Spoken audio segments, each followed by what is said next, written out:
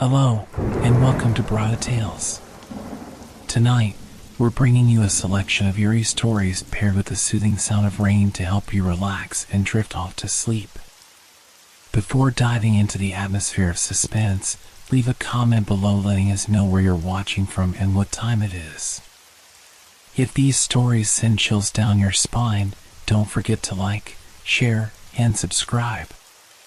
Get comfortable, let the fear gradually envelop you, and tell us what kind of stories you'd like to hear next time. Settle in, we're about to begin.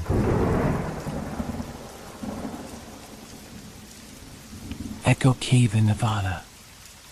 I had always been drawn to the unknown. The strange, the unexplained, those were the things that ignited a fire in me.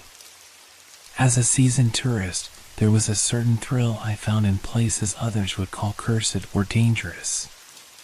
The more isolated, the better.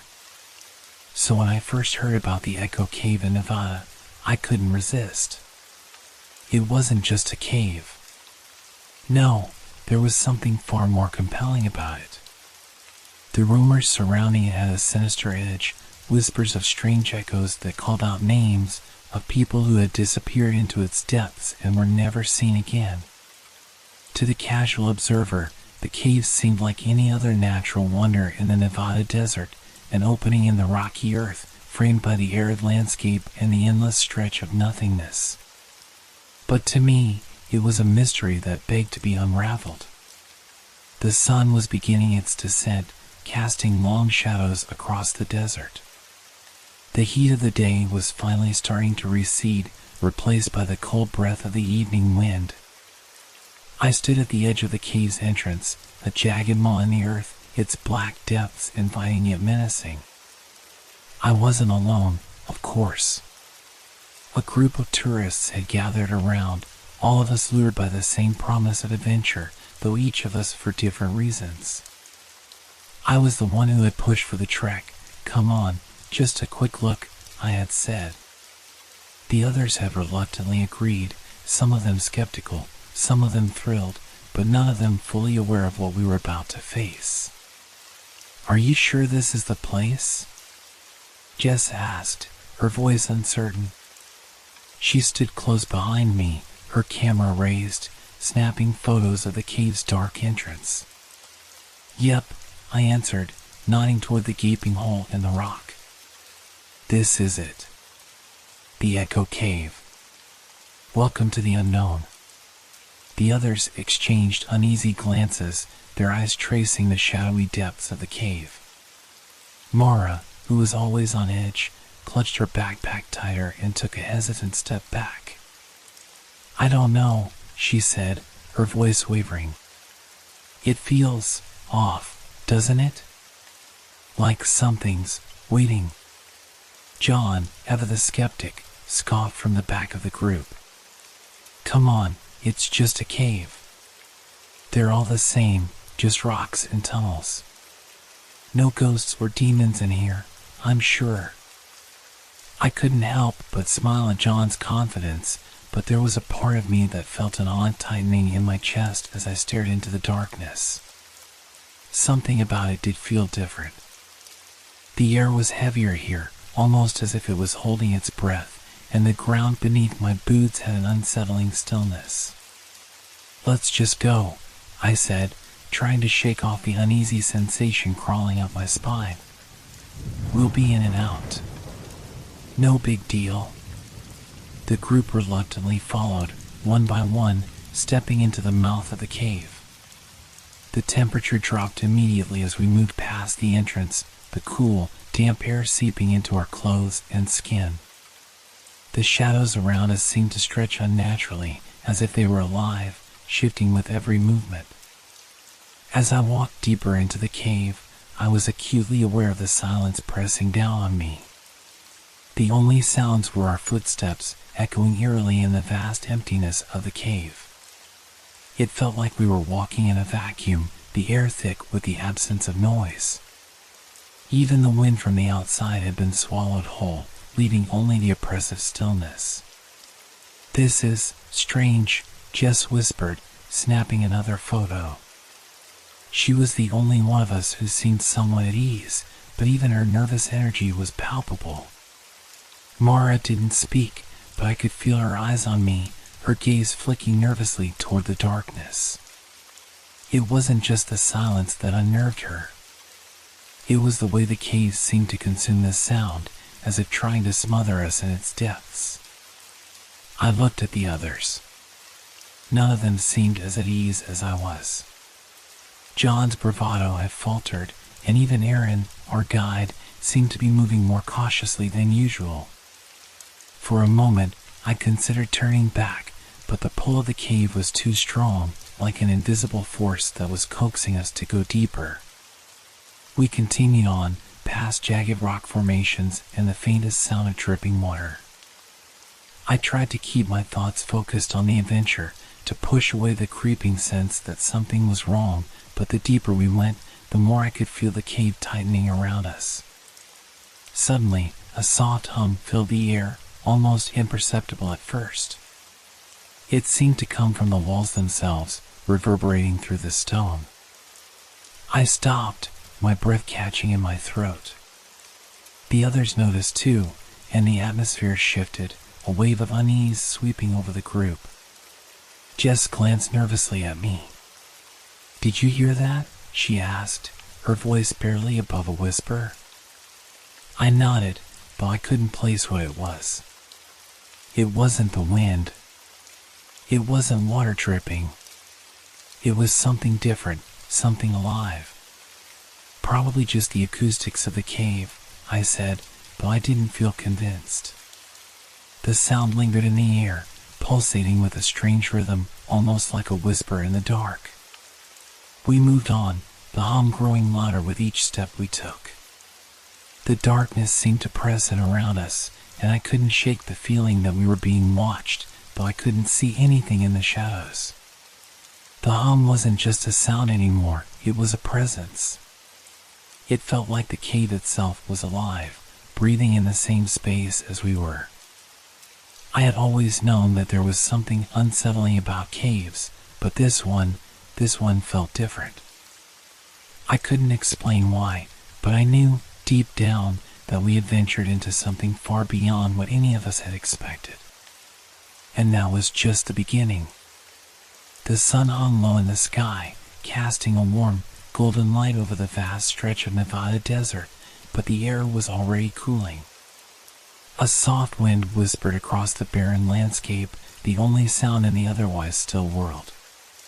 The horizon seemed endless, and yet, here we were, standing at the mouth of something ancient, something not quite of this world. The cave loomed before us like a dark secret, an open wound in the earth.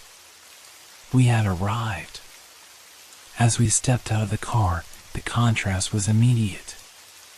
The expansive desert, with its dry heat and wide openness, was starkly different from the dense, oppressive silence that awaited us at the entrance. There was a heaviness in the air, as if the very land around the cave was holding its breath. The ground beneath our feet was cracked and rough, but smooth as we approached the cave's entrance. It felt as though the desert had intentionally given way to something unnatural here, an emptiness that no wind could break, no sound could fill. I could feel the silence pressing in, thick and suffocating. The rest of the group seemed uneasy, their footsteps quieter now, more cautious. "Are we sure about this?" Mara asked, looking up at the cave's opening. Her voice was tense, barely audible over the soft rustling of wind. She was clutching her jacket tightly, as if seeking comfort in the fabric.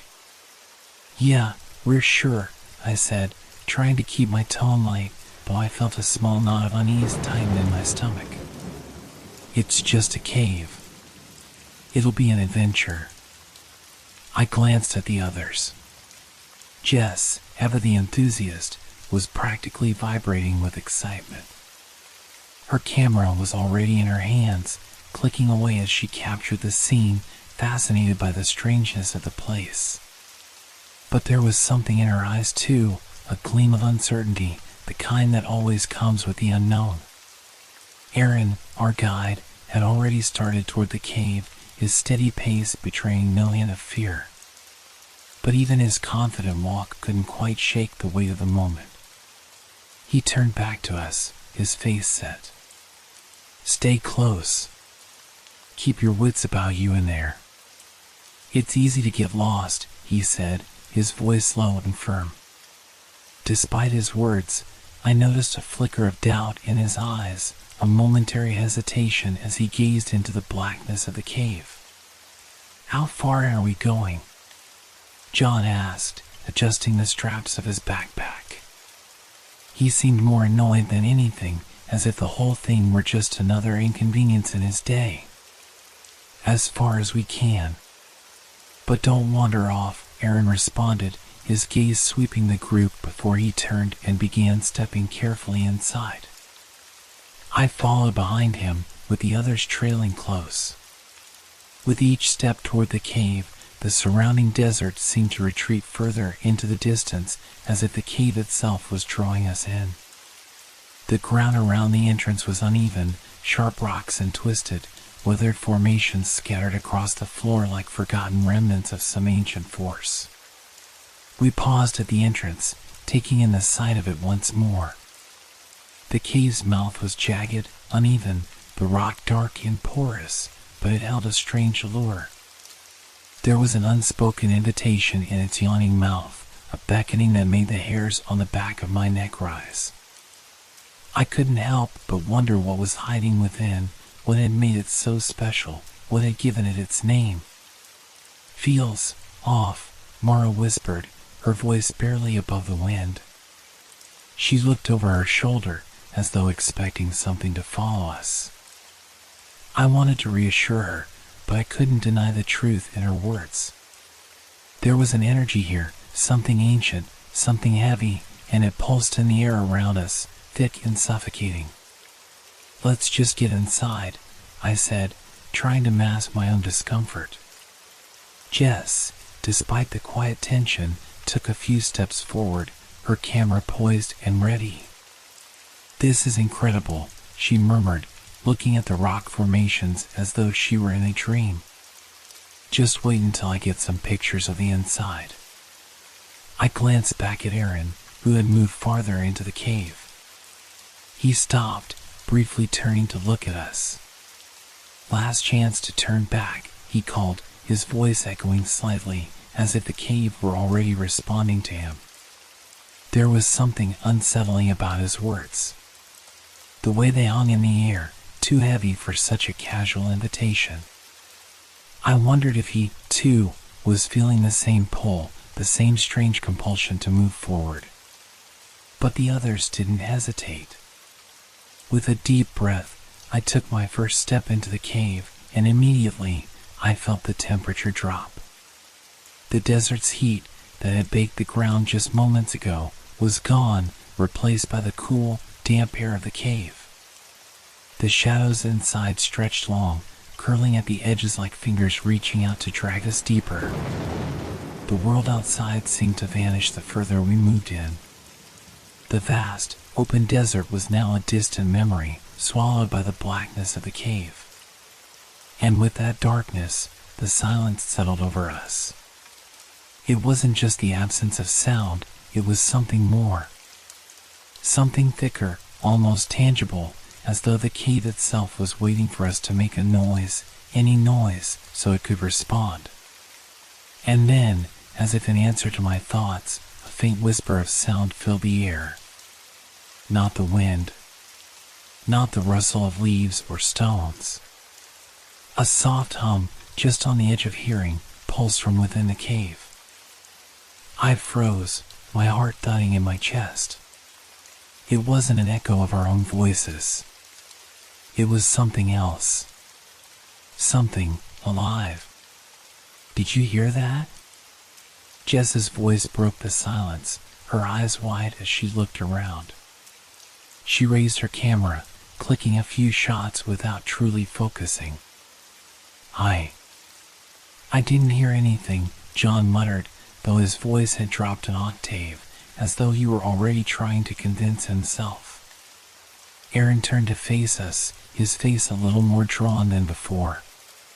Stay close, he repeated, his tone now taking on an edge of urgency. And we moved forward, deeper into the cave, not knowing that with every step we took, the silence around us would only grow louder, more suffocating, until it would become impossible to ignore. The deeper we went into the cave, the heavier the air became. It wasn't just the drop in temperature that caught my attention, it was something far more subtle, a shift in the very atmosphere that seemed to press against my skin. The weight of the darkness around us grew oppressive, as if the cave was wrapping its invisible arms around us, pulling us into a deeper, darker place. At first, it was easy to ignore. A soft hum, faint and almost imperceptible, seemed to hang in the air. I thought it was just the acoustics, the natural echo of the cave's deep, hollow interior. But as we moved further, that hum began to shift, twisting into something more, something that felt deliberate, alive. It was no longer the sound of wind or water dripping from the stalactites, but a constant, pulsating presence. The walls seemed to vibrate with it, almost as if the cave itself was breathing. Mara was the first to break the silence. "Do you guys hear that?" she asked, her voice barely audible, as though speaking too loudly would disturb whatever unseen thing was lurking in the shadows. I didn't answer at first. I wanted to say no, to reassure her that it was just the cave's natural sound, something easily explained. But deep down, I knew there was something unsettling about the noise. It wasn't natural. It didn't feel like it came from the outside world. It was coming from within the cave itself. Jess, still snapping pictures with her camera, seemed completely absorbed in her task. "It's just the echoes," she said, almost too cheerfully. "Caves do this. They play tricks with sound." But even her bright voice couldn't shake the tension in the air. I glanced at John, who had been unusually quiet since we entered. His face was pale, his eyes darting back and forth, scanning the shadows. There was a look in his eyes, something I hadn't seen in him before. Fear. I tried to laugh it off. "Yeah, sure. Just the acoustics," I said, but the words felt hollow, empty. Even as I spoke, I could hear the hum growing louder. It wasn't coming from the walls anymore, it was coming from deeper within the cave, a distant, rhythmic pulse that felt wrong. I could feel it in my chest now. Each beat of that hum seemed to echo in my bones, reverberating through the hollow spaces within me. The air was thick, like it was saturated with something unseen, something I couldn't quite name. It was as if the very cave itself was alive, breathing in and out along with us. Aaron, who had been leading us up until this point, stopped. I noticed it only when he did, his body freezing, his posture tense. He turned to face us slowly, his face drawn tight with an expression I had never seen before, unease, and maybe something more. Something darker. "We need to keep moving," he said, his voice low, almost urgent. But there was a tremor in his words, a crack that betrayed his calm demeanor.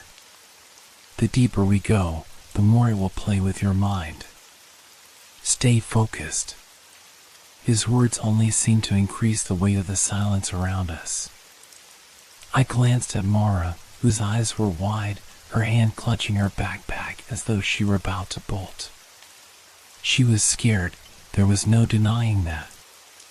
And as much as I tried to ignore it, I could feel it too. Something wasn't right. And then the whispers came. At first, it was so faint that I thought I had imagined it. A rustling sound, like the shifting of air. But then it became clearer, more distinct. Soft whispers, too soft to make out, as if they were speaking just beyond the edge of hearing. I froze, my breath catching in my throat. "Did you hear that?" I whispered, turning to the group.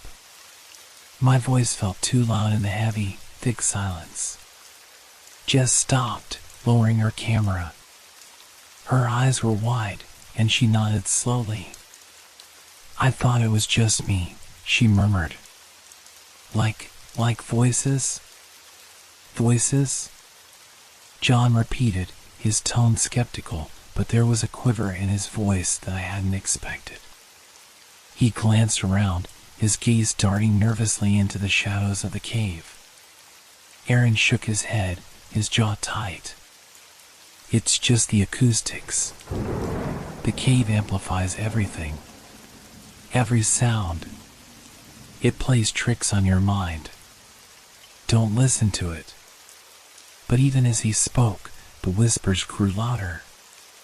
They were no longer just echoes of sound. They were words, fragmented, unintelligible, but unmistakable. It felt like they were coming from the very walls themselves, seeping from the rocks and the earth, surrounding us in an invisible web.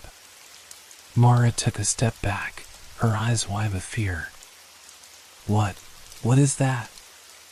"It's not just wind, right?" I couldn't answer her. I didn't know. I wanted to say something reassuring, to tell her it was nothing, that we were overreacting. But my throat was tight, and I couldn't shake the growing sense of dread that was crawling up my spine. Every instinct told me to turn back, to leave this place before it was too late. But the cave had already begun to claim us, drawing us deeper into its depths with every step. The whispers came again, louder now, more insistent, almost as if the cave itself was speaking to us. And then, as if to punctuate the eerie sounds, the air shifted. A sudden chill wrapped itself around us, making the hairs on the back of my neck stand on end. It wasn't just the temperature drop, this was something else, something unnatural. I turned to Aaron, my eyes searching for some explanation, some comfort in his face. But when I looked at him, I saw something I hadn't expected. His eyes were wide, his mouth slightly open, as though he were struggling to breathe. He didn't speak. Instead, he motioned for us to keep moving, but his body was tense, and he was no longer as confident as he had been earlier. We pressed on, the tension thickening with every step, the whispers growing louder, and the oppressive air pushing against us, as if the cave was trying to pull us into the depths from which no one had returned. And still, we moved forward. We pressed deeper into the cave, the whispers still lingering in the air like a low hum, too faint to make out, but too distinct to ignore. With every step, the darkness grew heavier, swallowing the light from our flashlights and leaving us feeling small, insignificant in the vast, oppressive blackness. The air felt colder now, damp against our skin, and the weight of the silence began to press in from all sides. It was when we reached a narrow passage, where the walls seemed to close in, that it happened. I was walking at the back of the group, trying to stay close to Mara, who was looking more and more uncomfortable with each passing minute. Her eyes flicked nervously around, scanning the walls and shadows, as though something might leap out at any moment. I could feel it too, that prickling sensation at the back of my neck, like being watched by eyes that weren't there. But then, a voice. It was clear. Not the distant hum or the faint whisper that had been echoing around us, but a distinct, chilling voice that sounded as if it was right next to me. The words were too quiet to make out completely, but the tone, soft, almost pleading, sent a wave of unease crashing over me. "Help me." I froze, my breath catching in my throat. My body went stiff as I turned my head quickly, searching for the source of the voice. It had come from somewhere in the darkness, a place where none of us were standing.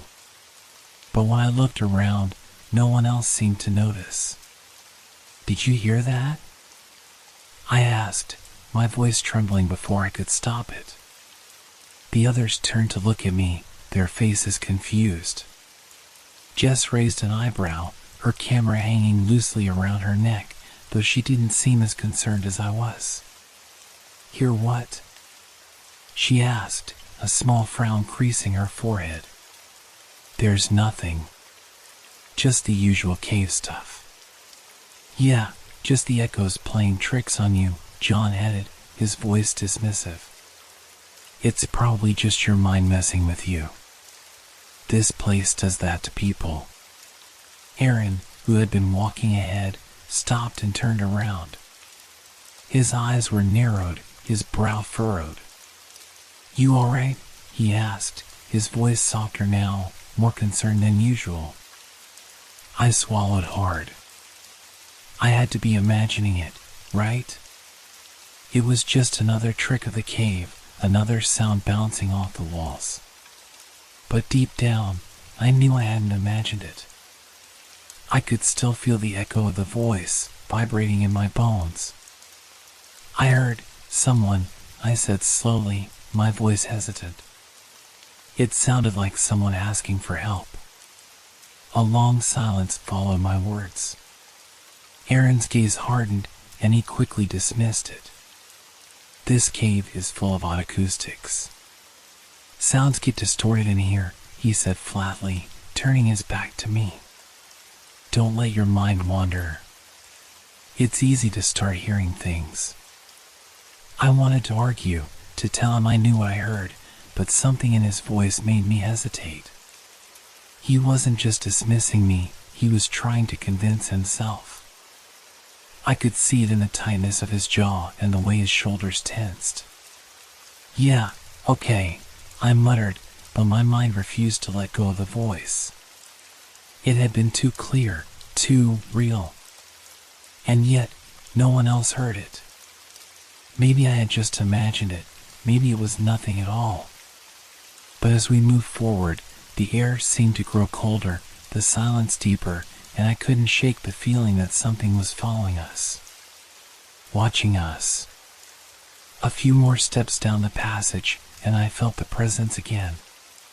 It was subtle at first, just a shift in the air, like a breeze that shouldn't have been there. Then, a low rustle, faint but distinct, coming from somewhere deeper within the cave. I turned sharply to the others, my eyes scanning the shadows, but no one else seemed to notice. Jess was still clicking pictures, and John had pulled out his phone, seemingly more focused on his screen than the strange atmosphere around us. Mara, however, was looking over her shoulder every few seconds, her face pale. "It's too quiet," she whispered, her voice shaky. "I don't like this. It feels wrong." The word struck me, and I realized I wasn't the only one who felt it. But unlike Mara, I couldn't explain it away. There was something more than just the cave's eerie acoustics, more than just the creeping dread that settled in our bones. There was something alive in here, something that had been waiting for us. And that voice. That pleading, desperate voice echoing in my mind. The deeper we went, the more I began to question my own thoughts. Was I really hearing things? Was I imagining the voice, the feeling of being watched? But even as I tried to convince myself that it was all in my head, I couldn't shake the certainty that something was wrong. The group continued forward, oblivious to the tension that had wrapped itself around my mind like a vice. But I felt it, sharp and clear. The cave wasn't just a cave. It was a place that held secrets, secrets that were beginning to reach out to us, to pull us in, one by one. As we moved deeper, I realized that the silence wasn't empty. It was full of waiting. And we were walking right into it. The deeper we ventured into the cave, the more it seemed to pull us in. Every step took us further from the world we knew, and the oppressive weight of the darkness began to settle over us like a thick, suffocating blanket. The air grew colder still, the temperature dropping with each turn of the winding path. And though we hadn't spoken about it, I could feel the unease growing among us. The silence was heavy, as if the cave itself was holding its breath, waiting for something. Our voices, once crisp and clear in the open air, now sounded muffled, distorted by the damp walls. Every word felt swallowed up, lost in the vastness of the cave's depths. Yet, there was something else, the echoes. They weren't like any echoes I had ever heard before. They seemed to take on a life of their own, twisting and distorting, as though the walls were mocking us, playing with our words. It started subtly, with small phrases being repeated back to us, but soon it escalated. Each of our voices returned to us in a strange, warped form, dragging out the syllables, stretching them like rubber. "Did you hear that?" I asked, my voice trembling slightly as I glanced around at the others. They were walking ahead, paying little attention, but I could feel their growing tension, too. None of us wanted to admit it, but we were all on edge. "What?" John replied, his voice tight. "What do you mean? Did we hear what?" I froze, my hand gripping the flashlight a little too tightly. My heart began to race as I realized what I had heard. The echo. My own voice, repeated back to me, but it was different. It wasn't just the usual bouncing sound. It was slower, drawn out, and wrong. Here, here, here. I could feel the hairs on the back of my neck stand up, and I spun around, shining the beam of my flashlight through the darkness. There was nothing there. Just shadows. But I couldn't shake the feeling that the cave was somehow alive, watching us. "It's just the acoustics, man," John said, shaking his head and glancing over at me. "It's messing with our heads." But I didn't feel reassured.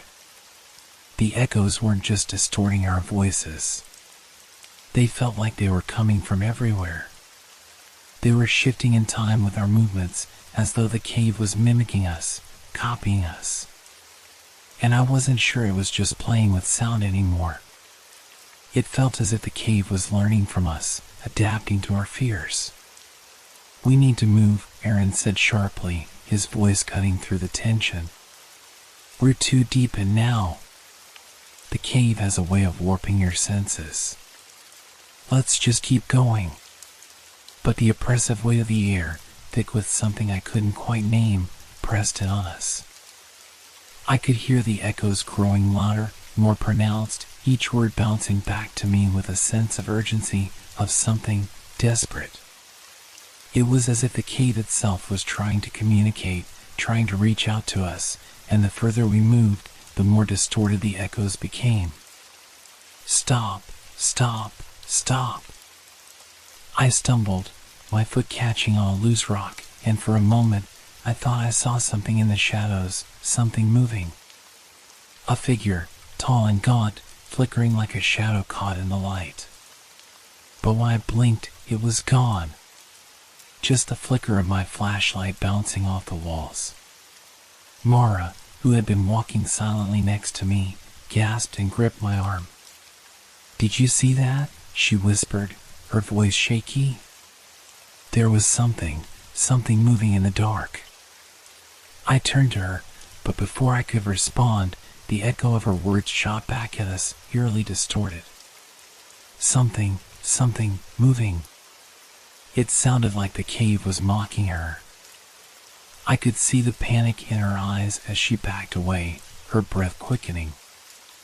I tried to reassure her, but my words felt hollow, lost in the heavy air. The cave didn't want reassurance. It wanted something more. We moved forward, the oppressive darkness swallowing us whole. With each step, the echoes grew louder, more urgent. They weren't just repeating our words anymore, they were twisting them, contorting them into something unfamiliar, something dark. "Keep going," the echo of Aaron's voice returned, but it sounded hollow, almost mechanical, as if it was being controlled by some unseen force. "Keep going," it repeated again, this time colder, more menacing. I could feel a knot of fear tightening in my chest. This wasn't just an echo. It wasn't just sound bouncing back to us. It was something alive. Something that had been here far longer than we had, something that was using the cave to reach out to us. As we descended further into the depths, I noticed that the walls were beginning to change. The rock that had been smooth and solid at the entrance now seemed jagged, twisted, as if the earth itself was warping under some strange pressure. The path was narrowing, forcing us into single file, and I couldn't shake the feeling that the cave was closing in on us. I glanced over at John, who was walking ahead of me now. His face was pale, his lips set in a thin line, but there was something in his eyes, a growing unease that mirrored my own. We had all been ignoring it, pretending that it was just the strange acoustics or our overactive imaginations. But now, I knew something was wrong. And then it happened. The echo returned, louder and more insistent than ever before. Leave, leave, leave. The words seemed to hang in the air, reverberating through the cave, until it felt like the very walls were vibrating with it. Leave? Mara repeated, her voice quivering. What's it mean? I didn't answer. I didn't know what it meant, but I could feel the answer in my bones. Whatever it was, the cave didn't want us here. It was trying to push us out, to make us turn around and leave before it was too late. But as the echo of those words lingered in the air, I couldn't shake the feeling that it was already too late. We were already part of the cave, and the cave had begun to claim us. We had come so far already, each step taking us deeper into the heart of the cave. It wasn't like any other cave I had ever seen. Its tunnels and passageways seemed to stretch endlessly, curling and twisting in unnatural ways, as if the cave itself had been shaped by something other than time and rock. The further we ventured, the more distorted everything felt. The air grew thicker, colder, and every sound we made seemed to be swallowed whole by the oppressive darkness that surrounded us. The deeper we went, the more I noticed how the cave seemed to close in around us. The ceiling above had lowered, the walls narrowing until we had to walk single file. At first, the echoes of our voices had been faint, distant, but now they were impossible to ignore. Our footsteps, heavy and deliberate on the loose stone floor, soon became a warped version of themselves. The sound didn't just repeat back to us, it shifted. Twisting and stretching, they began to resemble something other than simple footsteps. Something other than the sound of our own movement. Each footfall echoed back, but it didn't sound like us. It was wrong. Why is everything so strange? Mara murmured, her voice soft and strained as we trudged forward. She had been unusually quiet since we entered, her eyes darting around nervously, glancing over her shoulder at regular intervals, as if expecting something or someone to be following us. I couldn't blame her. I felt the same unease creeping up my spine, the sense that we weren't alone. The cave seemed to be alive, breathing in time with our movements. Every step I took was returned to me, but not as an echo. It felt as though the sound had been altered, as if the cave itself had learned our rhythm and now mimicked it, only slightly out of sync. I lifted my flashlight and pointed it down the narrow corridor. The beam barely pierced the blackness ahead, but it was enough to reveal a jagged stretch of stone, the uneven surface shimmering with a thin layer of moisture. We had reached a small chamber, its walls uneven and fragmented like the insides of a broken shell. But something about this place made my stomach churn. The air felt thicker here, the silence more intense. "Let's keep going," Aaron said, his voice breaking through the growing tension. "We're too far in now to turn back." But as his words echoed off the walls, something shifted in the way they bounced back to us. At first, it sounded like Aaron's voice, crisp and clear, but then, subtly, it morphed. The echo stretched unnaturally long, and with it came a strange, whispering undertone, something faint, barely audible, but unmistakably sinister. "Turn back." The whisper seemed to linger in the air, hanging around us like a cloud of cold mist. My heart skipped a beat as I stopped walking, the beam of my flashlight trembling in my hand. The sound was too deliberate, too clear to ignore. It wasn't just an echo of Aaron's voice.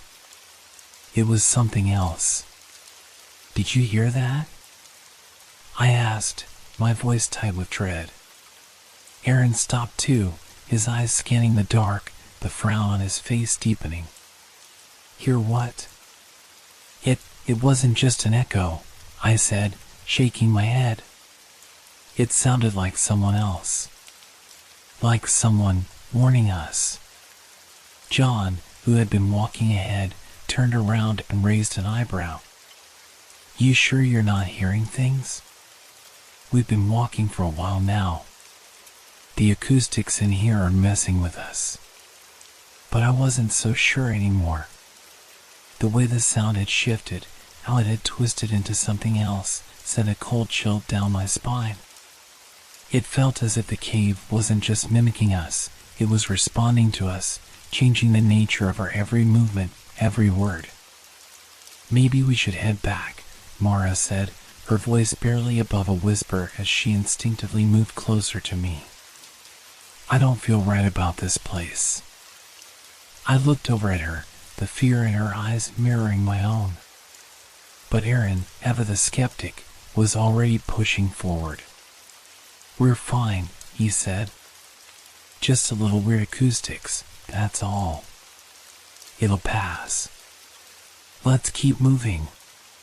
We're almost to the main chamber, anyway. Just a bit further." I wasn't sure if it was the darkness, the strange atmosphere, or just the growing sense of unease that made his words sound so hollow. But I couldn't shake the feeling that the deeper we went, the more the cave began to change us, too. The air seemed heavier, more oppressive with every step, and the echoes grew louder, more insistent. We continued walking, though each step now felt heavier, as though the ground itself was pulling us deeper into the cave's throat. But with each footfall, something in the cave seemed to change, like a shift in the atmosphere, a subtle alteration that left me questioning my own senses. Our voices, now distorted beyond recognition, merged with the sounds of our movements. Every word we spoke was stretched, echoed, or twisted into something alien. At one point, when I stopped to catch my breath, I swore I heard something else, something I hadn't noticed before. The echo of my own voice, a fraction of a second delayed, returned to me. But it wasn't just a mere repetition. It was stretched, warped, as though it was trying to form something else, something wrong. "Stop." The word didn't sound like me. It sounded like someone else, someone distant, pleading, or perhaps warning. It lingered in the air, heavy and thick, as if the walls themselves were trying to speak to us. But when I turned to the group, none of them seemed to notice. They were still trudging forward, their own voices lost in the strange, contorted symphony that surrounded us. Each footstep, each murmur of breath, became part of the same echoing sound. We were too deep now to turn back. But I wasn't sure how much longer we could keep going before the cave's haunting whispers consumed us. "Leave." The echo wasn't asking us anymore. It was demanding. And this time, I couldn't tell if it was coming from the cave or from somewhere deeper. As we pressed on through the dark, winding passageways of the cave, the feeling of being watched intensified. The whispers, though faint at first, were now undeniable. They seemed to come from everywhere and nowhere, bouncing off the jagged walls, winding through the air, and curling into my thoughts. I tried to focus on my breathing, on the rhythm of my steps, but every sound felt distorted, unnatural. I couldn't shake the sensation that the cave was alive, that it was reacting to our presence. Each whisper, each breath of sound, grew louder, closer. Were they real? Or had my mind started to unravel from the pressure of the dark? The uncertainty gnawed at me. There was no way to be sure anymore. "Did you hear that?" I asked, my voice betraying the unease creeping in, my hand gripping the flashlight tighter than I realized. "What?" John's voice was sharp, irritated by the interruption. "You're hearing things." "I swear," I insisted, my voice trembling. There was something in the air. A whisper. John glanced back at me, the edge of annoyance in his eyes. "It's just the echoes. Nothing more. We've been through this." But I wasn't so sure. The whispers had started to take shape, changing from an unintelligible hum to actual words. It wasn't just sound bouncing back to us anymore, it was something else. Something that didn't belong. "Turn back." I froze, my heart hammering in my chest. I could have sworn it came from behind me, like something, was breathing those words right into my ear. I spun around, my flashlight sweeping the cave behind us, but there was nothing. Just shadows and cold stone. "John, I heard it again," I said, trying to hide the rising panic in my voice. His face softened, but only for a moment. "You're just tired. It's getting to you." But I wasn't tired. I could feel the air around me growing colder, heavier. The deeper we went, the more disoriented I became. The walls felt like they were pressing in, and the tunnel seemed to stretch farther than it should have, the path narrowing, twisting unnaturally. The light from my flashlight flickered as though it too was struggling against the dark. I forced myself to take a deep breath, but it felt like I was breathing in someone else's air, stale, thick, and suffocating.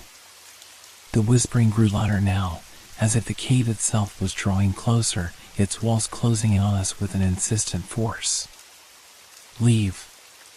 The whisper came again, so clear this time that I froze, every muscle tensing in an involuntary reaction. It was close, like a breath on the back of my neck, but when I spun around to look, there was nothing.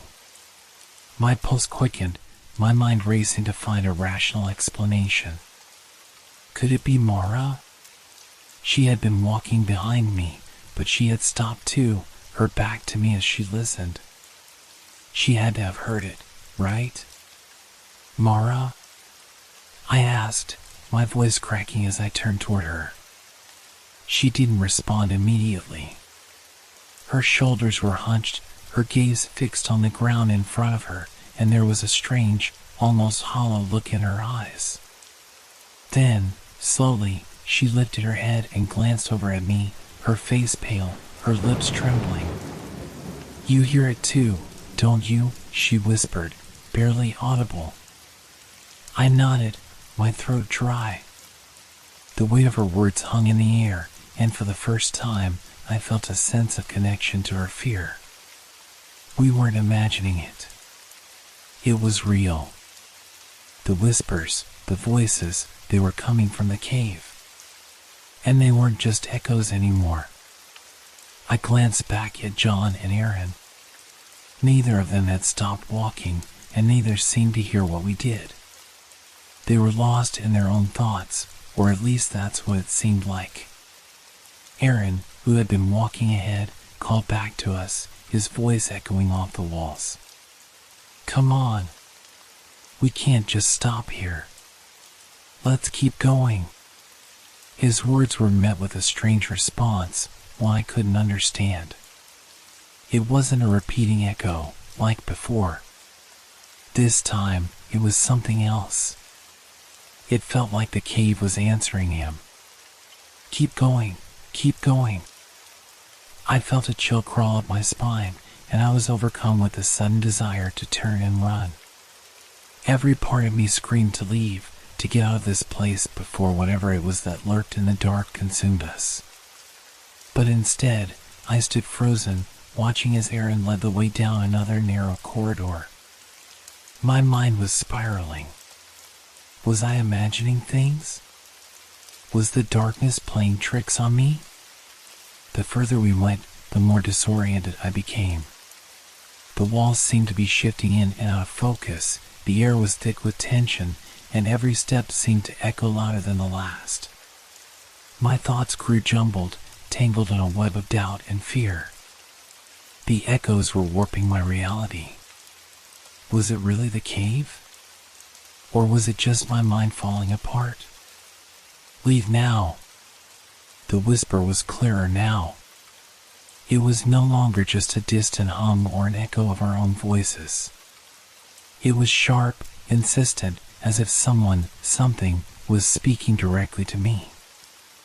I swallowed hard, trying to ignore the growing sense of panic rising in my chest. I wanted to shout out, to tell the others, but my voice caught in my throat. The fear was too much. The whispers were becoming louder, more urgent, demanding something from me that I couldn't understand. Mara reached out, her hand trembling as she grasped my arm. Do you feel it too? The air? The weight of it? Her voice was quiet, but there was a desperation in her eyes. I nodded, though I didn't have words to explain it. There was something wrong here, something beyond the cave itself. Something that had been waiting for us. I could feel the darkness pressing in, the whispers growing louder and more demanding, pushing me toward the edge of madness. Leave now. The words echoed again, but this time they weren't just words, they were a command. And I wasn't sure how much longer I could resist. The deeper we ventured into the cave, the more distorted everything became. The air felt thick, like it was pressing on us from all sides, suffocating us with its oppressive weight. My head spun as I struggled to stay focused, but every step seemed to bring a new wave of unease. The walls around us narrowed even further, and the dim light from our flashlights barely cut through the darkness.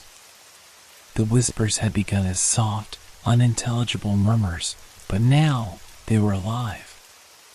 They no longer sounded like distant echoes, they were becoming clearer, taking shape, like they were pulling themselves from the very stone of the cave. They were voices. And they knew us. Is anyone else hearing that? Mara's voice trembled, her hand shaking as she clutched her flashlight. She was looking around frantically, her breath quickening, but the others didn't seem to notice. Help me. I froze. That voice wasn't an echo. It was distinct. It was calling to us. It was calling to me. My name. The sound slithered into my mind like a cold hand wrapping around my throat. Did you hear it? I whispered urgently to Mara, my voice barely audible. She nodded slowly, her face pale, her eyes wide. I thought it was just me. I heard my name. Help me. The voice was louder now, coming from all directions, bouncing off the cave walls in a way that made it impossible to pinpoint its source. Each time it echoed back, it twisted into something darker, more desperate. Guys, we need to leave, I said, my voice rising with panic. This place there's something wrong with it. John shot me an impatient look. Stop it. It's just the acoustics of the cave, that's all. You're overthinking it. But even as he said it, his voice trembled, and I could see the hesitation in his eyes. We pushed on, though every instinct inside me screamed for us to turn back. The air felt colder now, like the very walls were drawing the warmth from our bodies. The shadows around us seemed to stretch and flicker unnaturally, warping as though something was in the dark with us, something just out of reach. "Please, help me." The voice came again, and this time it wasn't just a whisper. It was louder, clearer. It sounded almost like a plea, desperate and strained, the words carrying an unbearable weight. My heart raced, pounding in my chest as I glanced around, trying to make sense of the madness that was consuming me. "Did you hear that? Did anyone else hear that?" Mara asked, her voice now breaking. She was holding onto me, her fingers tight around my arm as if trying to anchor herself to something real. Aaron looked back at her with a frown, but his face was pale, his eyes wide with growing concern. "Mara, it's just the cave. Just the acoustics." But his voice wavered, and I could see the way his eyes darted around the dark, scanning the endless tunnel behind us as if expecting something to emerge. But it was still there. The voice. Our names echoing back at us like a sick joke. They were calling, each whisper a desperate plea, growing more urgent, more persistent. "John, please." The voice now was unmistakably John's, but distorted, stretched into something hollow, something wrong. His name was being dragged out of the cave, calling to him like it was a shadow of his own voice. John turned sharply, his hand gripping his flashlight so tightly his knuckles were white. This is insane," he muttered under his breath, his voice cracking as he scanned the cave walls. The air seemed to thicken, the voices getting louder, more insistent. They were no longer whispers, they were calls, cries for help, and now they were coming from within the very walls of the cave. "Please help me." I could hear them now, each of us being called by name. The voices twisted through the air, an unholy cacophony that pushed in on my thoughts, drowning out everything else. Mara was shaking beside me, her face ashen. "Why is it calling us?" she whispered, the fear evident in her voice. I couldn't answer. Every thought in my mind was consumed by the voices. They were pulling us deeper, driving us forward, like the cave itself was alive and demanding we listen, that we respond. "Aaron, please." This time, it was Aaron's voice, clear and pleading, twisting through the air like a knife in my chest. It was coming from behind him. He turned sharply, his face stricken with terror. But when he swung his flashlight around, there was nothing. No one. Just the dark, winding corridor that seemed to stretch endlessly before us. The voices were all around us now, impossible to ignore. They surrounded us, calling our names in the same distorted, pleading tones. It was as though the cave had taken our very identities and twisted them into something else, something desperate. I turned to Mara, her wide eyes locked on me, fear in her gaze. "We need to get out. We need to go now." But before I could speak further, a sound unlike anything I'd ever heard before filled the cave. It was a screech, a terrible, screeching wail that seemed to come from deep within the earth itself.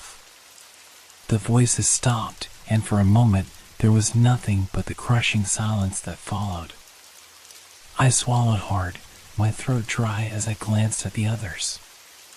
Aaron was visibly shaking now, John's expression frozen in terror. None of us spoke, none of us moved, as if the air had turned thick with something unspoken, something we couldn't grasp.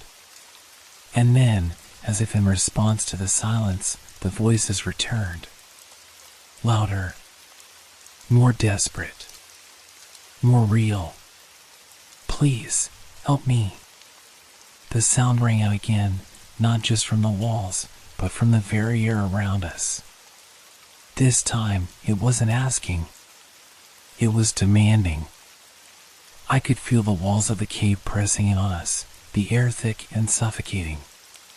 There was no escape, not from the voices, not from whatever force was lurking in the dark. The cave wasn't just listening to us anymore.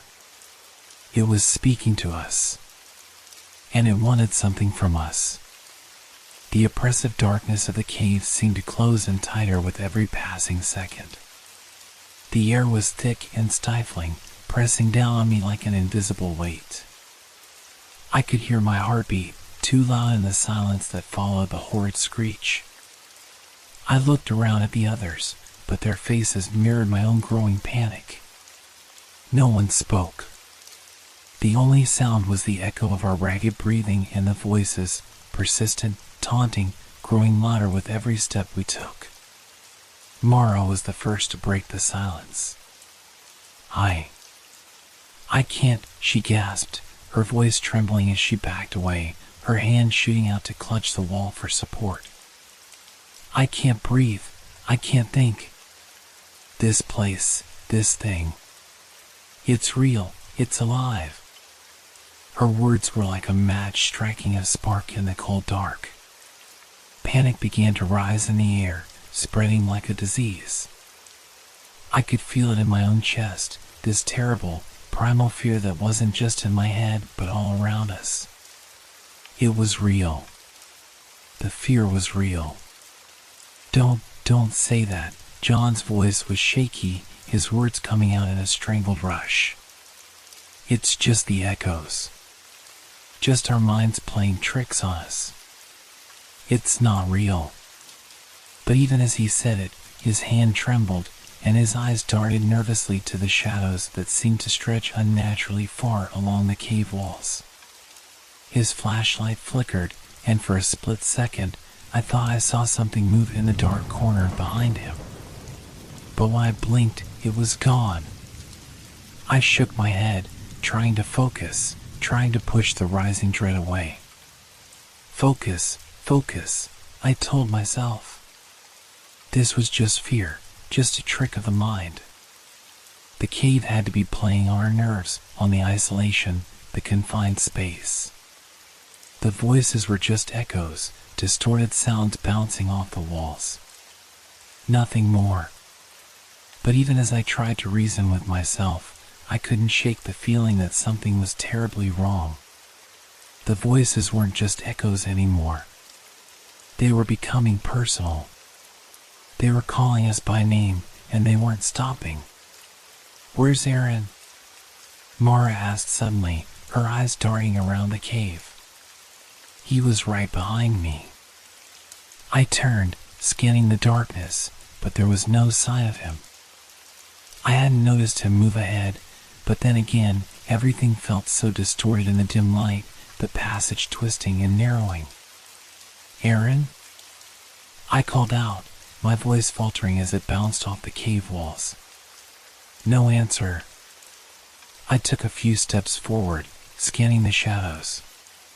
The cold was unbearable now, seeping through my clothes, sinking deep into my bones. It felt like the cave itself was drawing warmth from me, leaving me empty, hollow. "Aaron!" John shouted, his voice rising in panic. "Where the hell are you?" Still nothing. My breath hitched in my throat. The silence that followed was worse than the whispering voices. It felt wrong, like we were being watched by something unseen. The hair on the back of my neck stood on end, and I could feel the fear tightening in my chest, growing heavier with every passing second. "Aaron, this isn't funny." John's voice cracked, his flashlight trembling as it cast long, uncertain shadows around us. "Come out now." But there was no response. No sound, no movement. Just the suffocating silence pressing on us. I took another step forward, my feet heavy on the uneven ground, and I felt a sudden, sharp chill race up my spine. A cold wind swept through the narrow tunnel, and I could hear it like a low, growling sound, far off, but unmistakable. It wasn't the wind. It was something else, something that shouldn't have been there. The darkness around us felt more oppressive now, the walls closing in tighter with each passing second. I could feel the weight of it in my bones, in my lungs as I struggled to breathe. The cave seemed to be alive and hungry, stretching out toward us, pulling us deeper. "Where the hell is Aaron?" Mara whispered, her voice thin, trembling. Her face was pale, her eyes wide with fear. I could barely hear her over the sound of my own pulse thundering in my ears. The fear was palpable, thick in the air, coating everything. It was impossible to think clearly, to make any rational decisions. The only thing that was clear was the overwhelming need to get out. We needed to get out. I forced myself to take a deep breath, trying to calm my racing thoughts. "Stay calm," I told myself. "This is just fear. This is just a cave playing tricks on us. You're fine." But the fear was so strong now, so overwhelming, that it seemed to take over my body. I could feel my hands trembling, my legs unsteady beneath me, as if I were no longer in control of myself. The whispers were growing louder, clearer, more insistent, and with each passing moment, the voices felt more real, like they were crawling under my skin, wrapping around my thoughts. "Help me, please." I winced. That voice. It was Aaron's. Or it sounded like his. It was muffled, far away, but it was unmistakable. It was as though it came from the very walls of the cave. "Aaron!"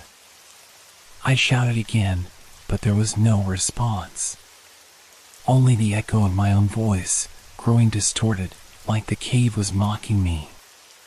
John took a few steps back, his face now stricken with fear. "We need to go. We need to get out, now." His voice was panicked, barely controlled, and I could see the fear in his eyes, mirrored in Mara's pale face. But I couldn't move. I couldn't speak. The air was heavy, thick with a sense of dread that I couldn't shake. My mind was screaming for us to leave, but my body felt frozen, as though the cave itself had locked us in place. I glanced around one last time. There was no sign of Aaron. The fear in my chest surged again, a wave of cold, icy dread that crept into my bones. And then I heard it again. "Help me, please." It was Aaron's voice, clearer now, unmistakable. It was close. I turned, my heart in my throat, desperate to find him. But when I looked behind me, there was nothing. Only shadows, stretching and twisting in the flickering light. We were alone. And whatever was in the dark with us wasn't human. The silence that followed Aaron's voice was suffocating. It pressed against my chest, as if the cave itself was waiting, watching.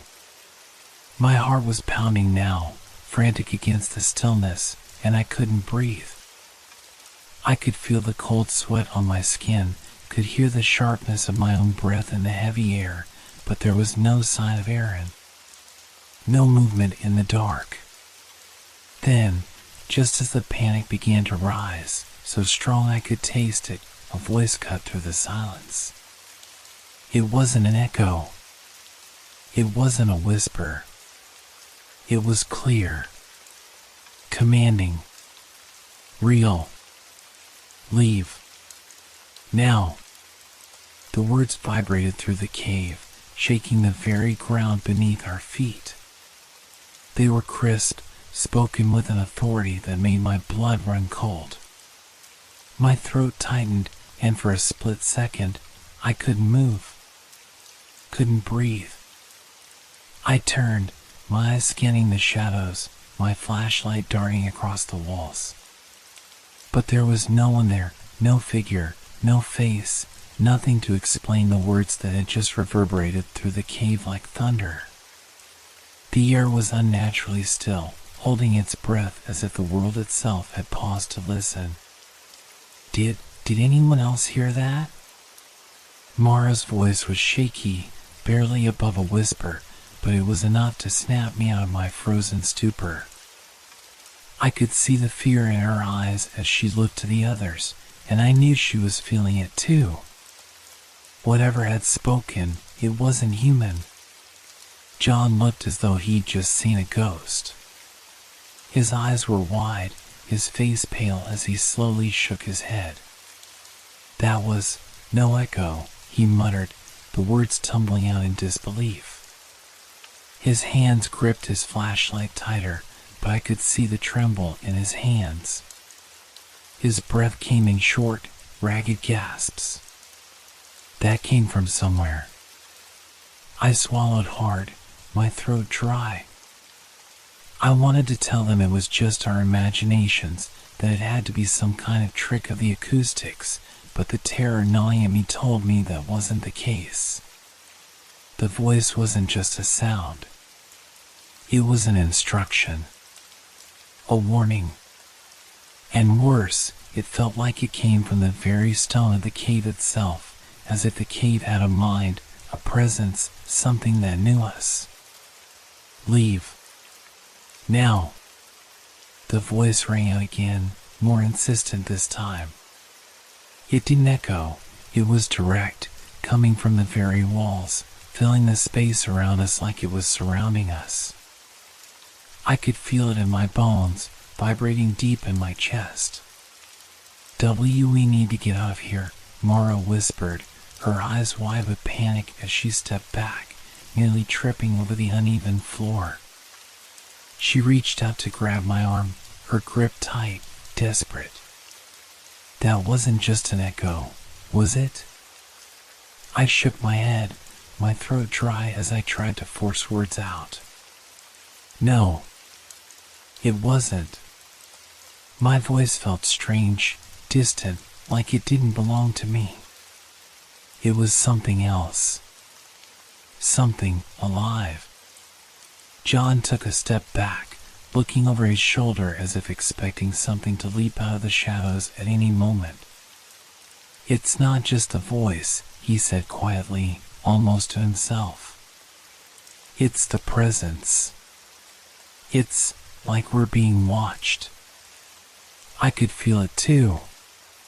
The weight of eyes on us, but not from any living creature. It was the cave, the stone, the very air pressing on us like a living entity. The walls felt too close. The silence between the voices' warnings was suffocating. And the darkness seemed deeper, as though the shadows themselves were drawing closer, eager to swallow us whole. For a long moment, none of us moved. No one spoke. The only sound was the rush of my own breathing and the constant, distant hum of the voice, as if the cave itself was waiting for our next move. I tried to rationalize it. I had to. Maybe we were all just imagining things, the pressure of the dark, the isolation messing with our minds. Maybe we were just in shock from the fear, from the vastness of the cave. But the voice kept sinking into my thoughts, cold and unyielding. Leave. Now. This time, it was closer. I could feel it in the pit of my stomach, like the cave was speaking directly to me. To all of us. It wasn't a suggestion. It wasn't a plea. It was a command. We're not alone in here, I said, barely recognizing my own voice as it cracked, fear ripping through me. My body was trembling now, despite every attempt to calm myself. Whatever it is, it doesn't want us here. John's face paled even more. What the hell is going on? This is insane. His hands were shaking as he fumbled with his flashlight, shining it in every direction, but the beam was useless against the impenetrable darkness that surrounded us. Mara was backing away slowly now, her steps hesitant, as though the air itself was growing thicker, more suffocating. We should have never come here, she muttered under her breath. I knew it. I knew it was a mistake. I wanted to reassure her, to tell her that we'd find a way out, that this was just fear, that we could handle it. But the words caught in my throat. The voice, the presence, everything had crossed the line into something I couldn't explain, something far beyond rational thought. The cave wasn't just a place. It wasn't just an empty, ancient structure. It was alive. And it was angry. And it was telling us to leave. Let's get out of here, John said, his voice hoarse as he turned toward the tunnel we had just come through. We're going. Now. But as he started to move, I realized something chilling. The way out wasn't the same. The tunnel we had come through seemed different. The walls felt tighter, the path seemed to narrow even more, the shadows pressing on us like the cave was trying to keep us inside. I froze. The way forward had changed. And now, the cave wasn't just warning us, it was trapping us. We're stuck, I whispered. The words barely escaped my lips, but they were undeniable. The cave had shifted.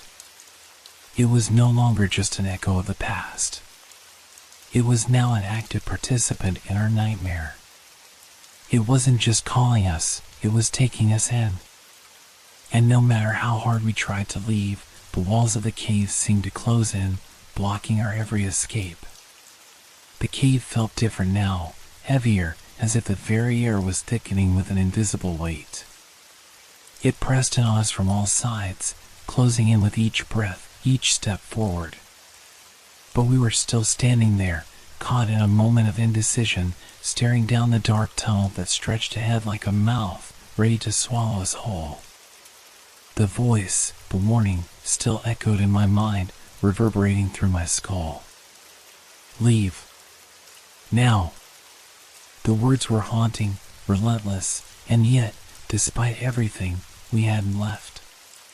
The fear had gripped us, yes, but it hadn't completely paralyzed us. Not yet. Maybe we should just leave. Mara's voice was a whisper, breaking the heavy silence. She looked at us, her eyes wide with fear, her face pale and drawn. But her words were uncertain, almost pleading. I don't know about you guys, but I can't stay in here any longer. John had been pacing, his flashlight swinging wildly as if he were searching for something to hold on to. We can't just leave, he muttered, his voice strained. We came here to explore. We can't turn back now. We'll just get disoriented, lost. His words hung in the air, but there was no conviction in them, no certainty. It was more like a hollow defense, a feeble attempt to convince himself. His eyes darted nervously, glancing at the walls as though he expected something to emerge from the shadows at any moment. I could feel it too, the pressure, the strange unease that was slowly beginning to crawl into my bones. But I wasn't ready to give up. Not yet. We don't even know where the entrance is anymore, I said quietly, but firmly, though my own voice betrayed my unease. The cave shifted. John. We're not going to find our way out. Not without answers. I hated how true those words felt. It was like the walls were shifting around us, keeping us trapped, forcing us deeper into the belly of the cave with every step. Mara's face twisted with discomfort, but I could see the curiosity in her eyes, the need to understand what was happening, to make sense of the madness. So what are you saying? We just keep going? Into the dark? The question hung in the air like a challenge. I didn't have an answer. No one did. I looked at John, then at Mara. Both of them were looking at me, waiting for me to say something, to offer a plan, but I felt like I was standing on the edge of a cliff, with nothing solid to hold on to. But still, the need to push forward tugged at me. We had come all this way, and to turn back now, to let the cave win, felt like we would be giving into something. Something more than fear. Something darker. We don't have much of a choice, I said, my voice low. The cave won't let us go back. We have to go forward. Find answers. Something. Anything. John's gaze flicked nervously down the tunnel, then back to me. He nodded, though I could see the uncertainty in his eyes. Okay. But we stick together. No one gets left behind. Mara didn't speak at first, her expression unreadable. Then, after a long pause, she finally nodded, though her hand trembled as she reached for the flashlight. Fine, she said softly, more to herself than to anyone else. Let's go. But if we get any weirder stuff, then we leave, I finished for her, though I didn't believe it for a second.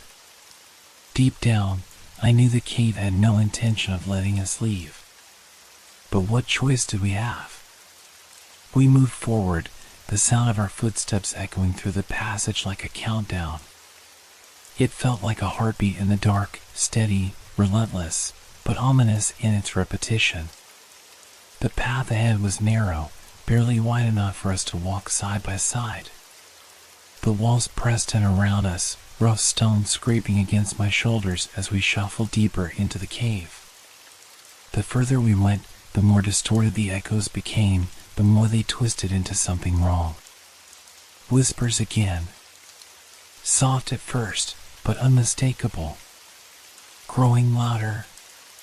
Clearer. Leave. It was faint, as though it was coming from behind us, like someone was standing just a few feet away, whispering straight into my ear. I spun around, my flashlight shaking as I scanned the shadows. But there was nothing. Only darkness. John didn't seem to hear it. Or maybe he was just pretending. He continued moving forward, his face grim but determined. I had to focus. I had to keep moving. If I stopped now, if I let myself listen to the voice, to the fear, it would swallow me whole. We pressed on, our footsteps slow and hesitant, the darkness growing thicker around us. The temperature had dropped even more. I could see my breath misting in the air, and I couldn't shake the feeling that we were being watched. The whispers were louder now, clearer. You shouldn't be here. That one wasn't a whisper. That one spoke to me. My heart skipped in my chest, and I turned again, but nothing was there. No one was behind me. The cave itself felt like it was breathing, alive, watching. We kept moving. I told myself to ignore it. I had to. But every step we took felt wrong. The darkness ahead of us seemed to grow larger, more oppressive with every passing moment. The whispers were now indistinguishable from each other, as if the voices were coming from all around us, all at once. Leave. Leave. Leave. But we didn't stop. We couldn't. The cave was pulling us in, and we were moving further into its depths, deeper than I ever thought we would go, and deeper than I ever wanted to. The voice was right. We shouldn't have come here. And now, there was no turning back. The deeper we went, the more the cave seemed to respond to us. At first, it was subtle, a shift in the air, the faintest sense of something watching. But now, it was unmistakable. The walls, the very walls themselves, seemed to be tightening around us. At first, I thought it was my mind playing tricks on me. The shadows flickering unnaturally in the beams of our flashlights, the chill that had settled into the air. But then, the air itself thickened, as though it were becoming harder to breathe, heavier with each passing moment. "Are you guys feeling this?" Mara's voice was strained, her breath coming in short gasps. She stopped, her hand pressed against the rock wall, her eyes wide with panic. "It's like the air's getting thicker. Like the cave's closing in." John didn't answer. His face was pale, his gaze darting around the passage as if looking for something in the shadows. He didn't want to acknowledge it, but I could see it in his eyes. He felt it too. We all did. I took a step forward, and immediately the ground seemed to shift beneath me, like the stone itself was uneven, unstable. I stumbled, catching myself on the wall. It was smooth at first, but as my hand grazed it, I felt something strange, something slick, a kind of unnatural wetness that shouldn't have been there in a dry cave like this.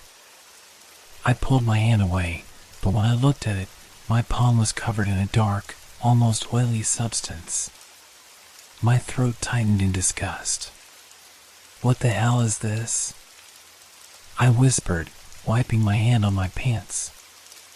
I could feel my pulse in my ears as I glanced at Mara and John, who were both looking at me with increasing unease. Neither of them spoke. And then, from the shadows, a sound. A soft rustling, like fabric moving. I spun around, the beam of my flashlight cutting through the darkness, but it caught nothing. Just shadows. The sound, however, seemed to grow louder, closer. Too close. I turned back to John, my voice barely a whisper. "Did you hear that?" He didn't respond right away, but I could see him tense, his shoulders stiffening, his eyes wide with a mixture of dread and disbelief. "Yeah," he muttered, his voice barely audible. "I heard it. And I don't like it." Then, the walls moved.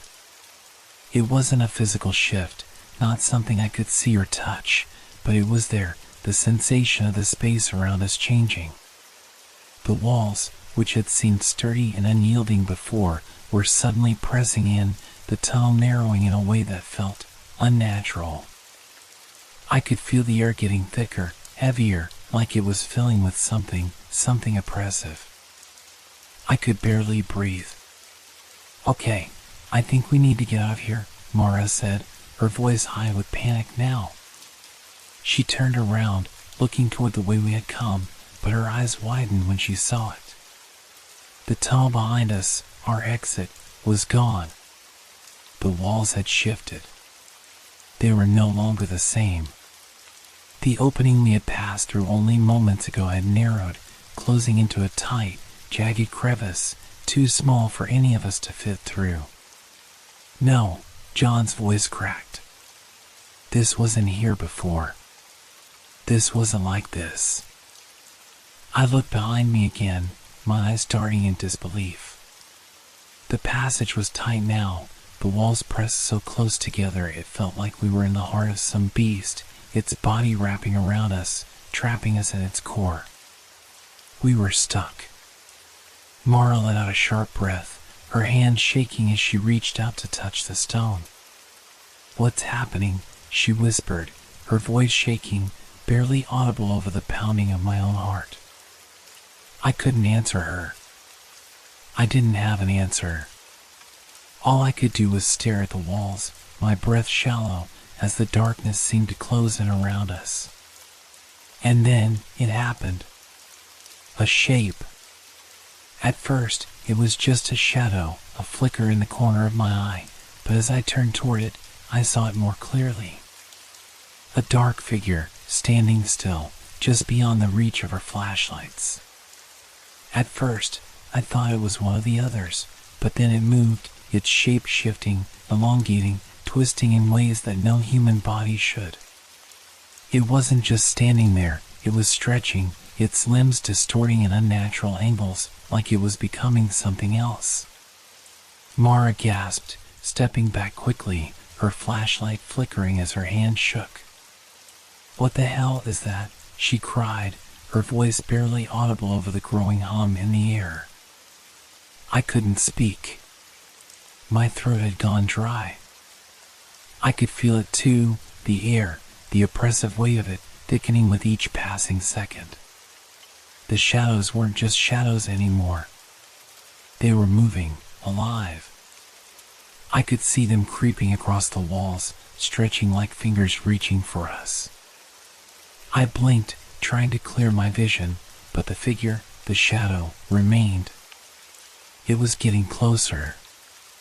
Its form was unnatural, grotesque in its shifting. It had no face, no features, just a swirling mass of darkness, writhing and moving in the dim light. We need to go. Now, John hissed, his voice frantic as he grabbed my arm. But there was nowhere to go. The walls were closing in. The passage behind us had disappeared. And the shadows were gathering, moving, taking shape. I could hear whispers again, clearer this time, louder, as though the cave itself was speaking to us, its voice blending with the unnatural presence around us. Leave. But it wasn't a warning anymore. It was a command, a demand. The walls had turned into an iron cage, the shadows into eyes watching us, and the air was suffocating, thick with something I couldn't name. I had never felt more trapped in my life. And the worst part? I knew we had no choice but to keep going forward. The air was so thick now that I could feel it in my lungs, like trying to breathe underwater. The shadows were no longer just dark spots in the corners of the cave. They shifted, they moved, and they felt alive, as if they were watching us, waiting for the right moment to pounce. Every crack in the stone, every flicker of light from our flashlights seemed to bring something new to life, something that didn't belong. I felt the hairs on the back of my neck prickle as I glanced back toward the rest of the group. We were too close now, too close to the thing that was coming for us. John, his hand gripping the flashlight so tightly his knuckles were white, kept scanning the shadows, but I could see the fear in his eyes. He was barely holding it together. "Where's Mara?" I asked suddenly, the panic rising in my chest. I hadn't realized it until now, but she was gone. Mara had been walking just behind me, but she was nowhere in sight. "Mara?" John called out, his voice sharp with alarm. "Mara, come on, this isn't funny." There was no response. Only silence. The sound of my own heartbeat seemed deafening in my ears as I spun around, scanning the cave behind us, but Mara was gone. It was as if she had simply vanished, swallowed up by the darkness itself. "Mara." I called out louder, the panic settling in my throat like a stone. John's flashlight darted back and forth across the walls, his breathing heavy and shallow.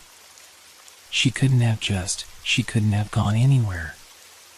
She was right here. His voice cracked, the words tumbling out in a frantic rush. But the cave didn't answer. There was no sign of Mara. No movement, no sound except for the eerie echo of our own voices. The oppressive silence seemed to press in from all sides. Then, just as I was about to call out again, we heard it. A scream. It was distant at first, faint, like a cry lost in the wind.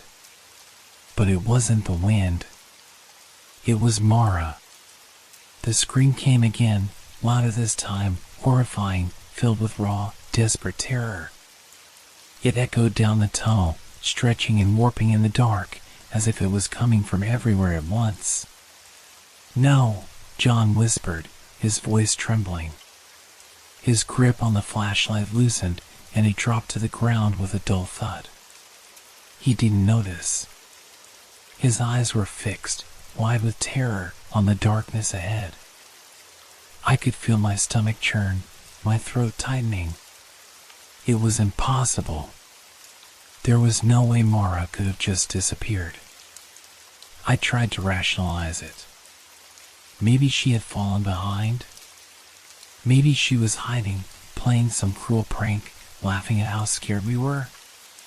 But deep down, I knew it wasn't a joke. The scream, it wasn't right. It didn't sound human anymore. The cave had changed it, warped it into something monstrous. Mara. I screamed, my voice breaking. I tried to take a step toward the darkness, but John grabbed my arm, pulling me back. No. We can't go in there, John said, his voice shaking. Something's in there with us. We can't go after her.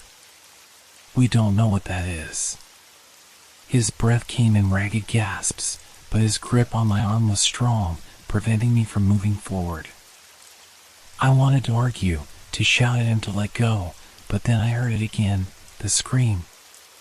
It was louder this time, closer. It echoed down the walls of the cave, reverberating in my skull until I felt like I could feel it in my bones. It was as if Mara's voice was trapped in the very rock, calling out to us for help, but no one could reach her. Suddenly, the echo twisted. It wasn't a scream anymore. It was a laugh. A deep, hollow, chilling laugh that didn't belong to Mara. It didn't belong to any human. It was a sound so wrong, so utterly unnatural, that it froze me to the spot. My heart raced, and my breath caught in my throat. The sound, it seemed to crawl into my ears, curling its fingers around my thoughts. John's face drained of color. His eyes were wide, staring at the shadows ahead, but his body was rooted to the spot. He couldn't move. He didn't want to move. The cave was laughing.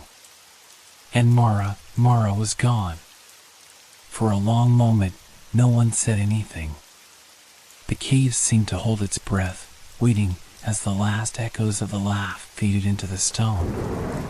Then, the silence that followed was worse than anything. It wasn't peaceful. It wasn't empty. It was oppressive, like the weight of 1,000 eyes pressing down on us from all sides. Mara? John's voice cracked, barely above a whisper. Mara, please. There was no answer. I felt my chest tighten. It wasn't just that she was gone. It was that the cave had taken her, swallowed her whole. And now, it was waiting for the rest of us. I swallowed hard, trying to force down the bile that was rising in my throat. My mind was racing, looking for answers, any explanation to hold on to. But there was nothing. No logic. No reason. Only the darkness and the echo of a laugh that was still ringing in my ears. We stood there for what felt like hours, trapped in the silence, the weight of our own fear pressing down on us. And then, slowly, we began to realize there was no point in staying together anymore. Whatever was in this cave was hunting us now. The walls seemed to move again. The shadows were shifting. I didn't know how, but they were closer now. So much closer. And then, the walls themselves, the rocks, they trembled. We were not alone. The air had grown so still it felt suffocating, thick with the presence of something that didn't belong. Every step I took felt like it took me further from the others, as if the very space around us was shifting, warping, and drawing a line between me and the rest of the group. The shadows had grown more active, stretching, reaching, as though they were alive and waiting. The silence between John and me was unbearable. I could see it in his eyes. He wasn't looking at me anymore. He was staring ahead, his flashlight flickering as he glanced nervously at the walls, his lips pressed together in a tight line. He was losing himself, just like I was. But I felt it more. I could feel the separation, The walls weren't just closing in physically. The cave was cutting us off from each other. I couldn't hear Mara's voice anymore, not even a whisper. It was like she had never existed. Her presence was erased from the space between us, and I was left with nothing but the oppressive weight of the silence. It wasn't just Mara. Something was happening to me. I wasn't even sure anymore if I could trust my own mind. The longer we stood there, the more the cave seemed to reach into me, twisting my thoughts, pulling them in different directions. I had always thought that fear was a clear, identifiable thing, something you could point to, something that could be named. But this wasn't fear. It was something else. It was like the cave itself was feeding on me, draining the strength from my body, the resolve from my mind. The edges of my vision were darkening. My thoughts felt fragmented, slipping like sand through my fingers. And John was slipping too. "We need to move," I finally whispered, breaking the silence. My voice was thin, hoarse. "John, we need to find a way out. We can't stay here." He didn't respond right away. His eyes were distant, unfocused, as though he wasn't even hearing me. It was like I wasn't even there anymore. Slowly, he lifted his flashlight, and I followed his gaze. I froze. The tunnel ahead of us had changed. The path that had once stretched forward into the darkness had narrowed, and now it split off into two different directions. One path seemed to veer off to the left, the other winding deeper into the shadows, too dark to see where it led. It felt wrong, like the cave was deciding where we would go, offering us no choice in the matter. "No," I whispered, my pulse quickening. This wasn't here before." John's eyes followed mine, but his face didn't register any fear. He was staring at the split in the path, the beam of his flashlight flickering. "We have to go this way," he muttered, almost to himself. His voice was strained, like he was trying to convince himself that he wasn't afraid. "There's no other choice. This is where we need to go." But I wasn't so sure anymore. I could feel it in my gut, the warning that the cave was leading us somewhere we weren't meant to go. It wasn't just the walls closing in. It was the way the shadows seemed to stretch forward, as if the very earth itself was pushing us into that darkness. "John," I said, trying to sound calm, but my voice betrayed me. "This isn't right. The cave, this place, it's changing. Don't you feel it? We're being pulled apart." His eyes snapped back to mine, but there was something different in his gaze now. A flicker of confusion. Something wasn't right. He seemed to be fighting against something, some force, some pull that was stronger than him. I'm not leaving," John said, his voice barely above a whisper. "I can't leave. It's not safe. I have to keep going." I reached out, grabbing his arm, but he shrugged me off with a strength I hadn't expected. His body was tense, his eyes wide, but his hand reached forward, taking the path to the left, as if he were already too far gone to turn back. "John, stop!" I shouted, but my voice felt empty, swallowed by the cave's unnatural silence. He didn't listen. He moved forward. And in that moment, I realized something I hadn't wanted to accept. The cave wasn't just isolating us physically. It was splitting us apart, piece by piece, until we couldn't tell where one person ended and another began. It was dismantling us, taking away our ability to trust ourselves, our instincts, our connection to one another. The darkness was pulling us into its depths. I stood there, watching John retreat into the shadows, feeling every inch of the distance between us growing. And then, suddenly, the cave shifted again, the sounds of his footsteps fading into the distance, swallowed up by the walls. I was alone now. Completely alone. The cave had succeeded. I tried to take a step forward, but my feet felt like they were made of stone, unable to move. The air felt heavier, pressing in from all sides. The walls were pressing in, too, closing in tighter. I couldn't breathe. My chest felt tight, my vision narrowing as I looked into the darkness where John had gone. Then, I heard it. A whisper. It was faint at first, barely audible, but as I strained my ears, I could make out the words. Leave. It wasn't Mara's voice. It wasn't John's either. It was deeper, older, and more insistent. And as I stood there, caught in the suffocating silence, I realized the truth. I wasn't just lost in the cave. The cave was lost in me. It started so quietly, almost like a faint whisper behind my own thoughts. But as the silence stretched on, I couldn't ignore it. At first, I thought it was just my mind playing tricks, the pressure of the cave weighing down on me. But then I heard it again, louder this time, my own voice. Leave. I froze. That wasn't my voice. It couldn't have been. It sounded like me, but it wasn't. It was distorted, twisted in a way that made my blood run cold. It was a mockery of my own voice, like an echo that didn't belong to me. I stood there, my heart pounding in my chest, looking around wildly, trying to find the source. But there was nothing. Just darkness. Just the heavy, oppressive silence of the cave. The walls seemed to press in on me, suffocating.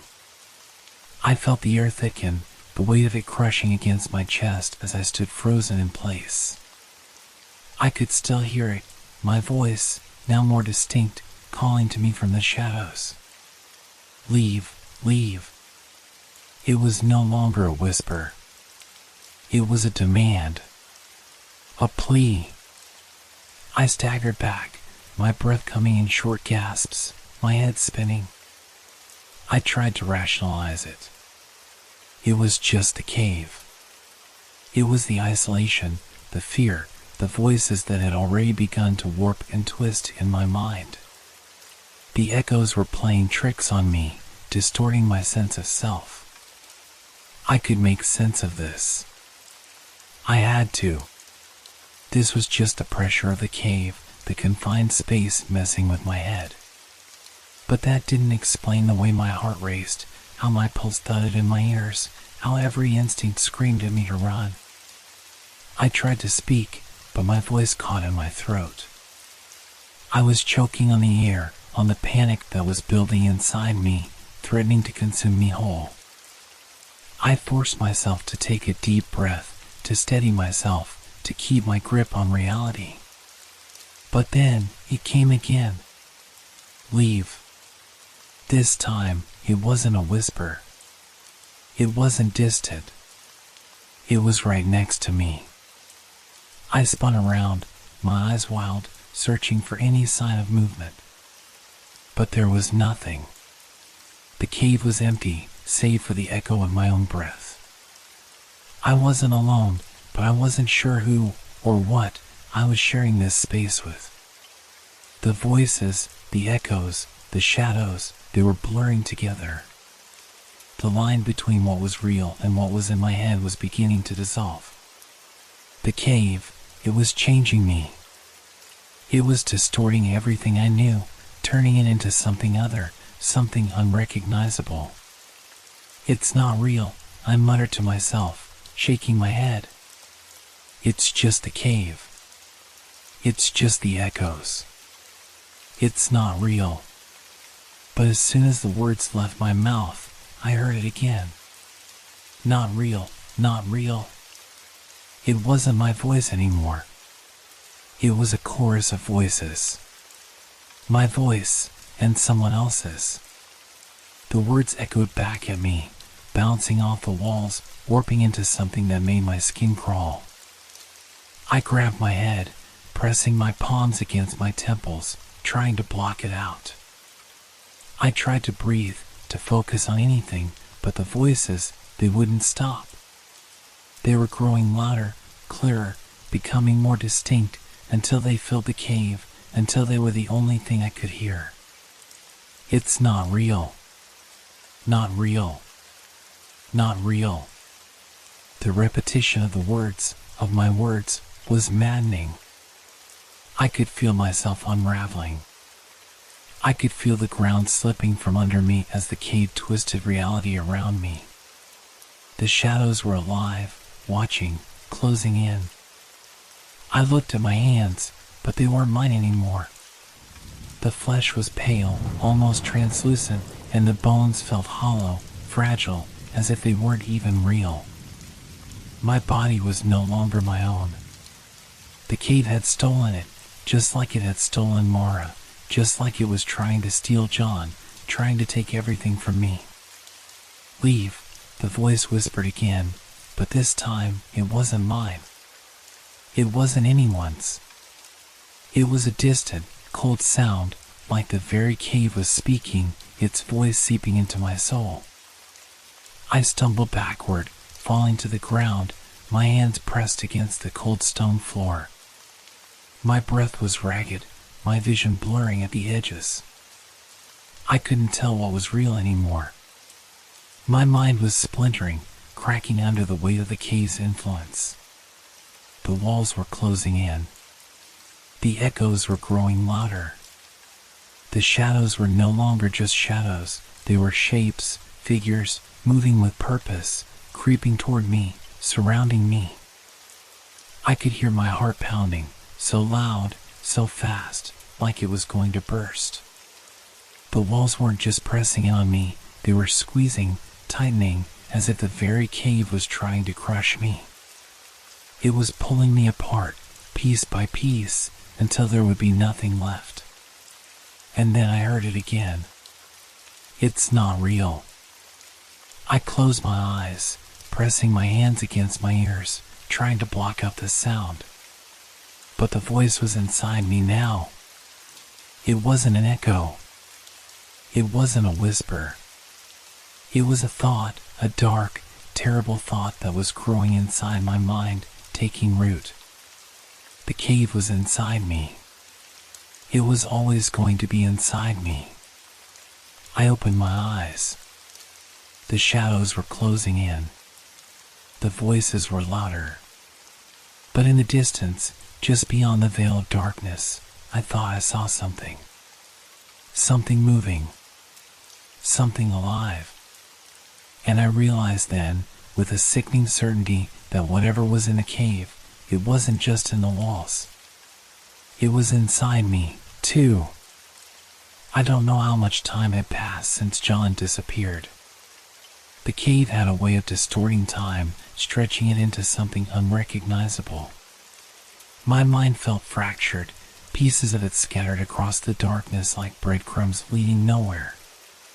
But as I stumbled deeper into the twisting tunnels, there was one thing I knew for certain: the cave was no longer just a place. It was an entity. And it had been waiting for me. I was beginning to understand, little by little.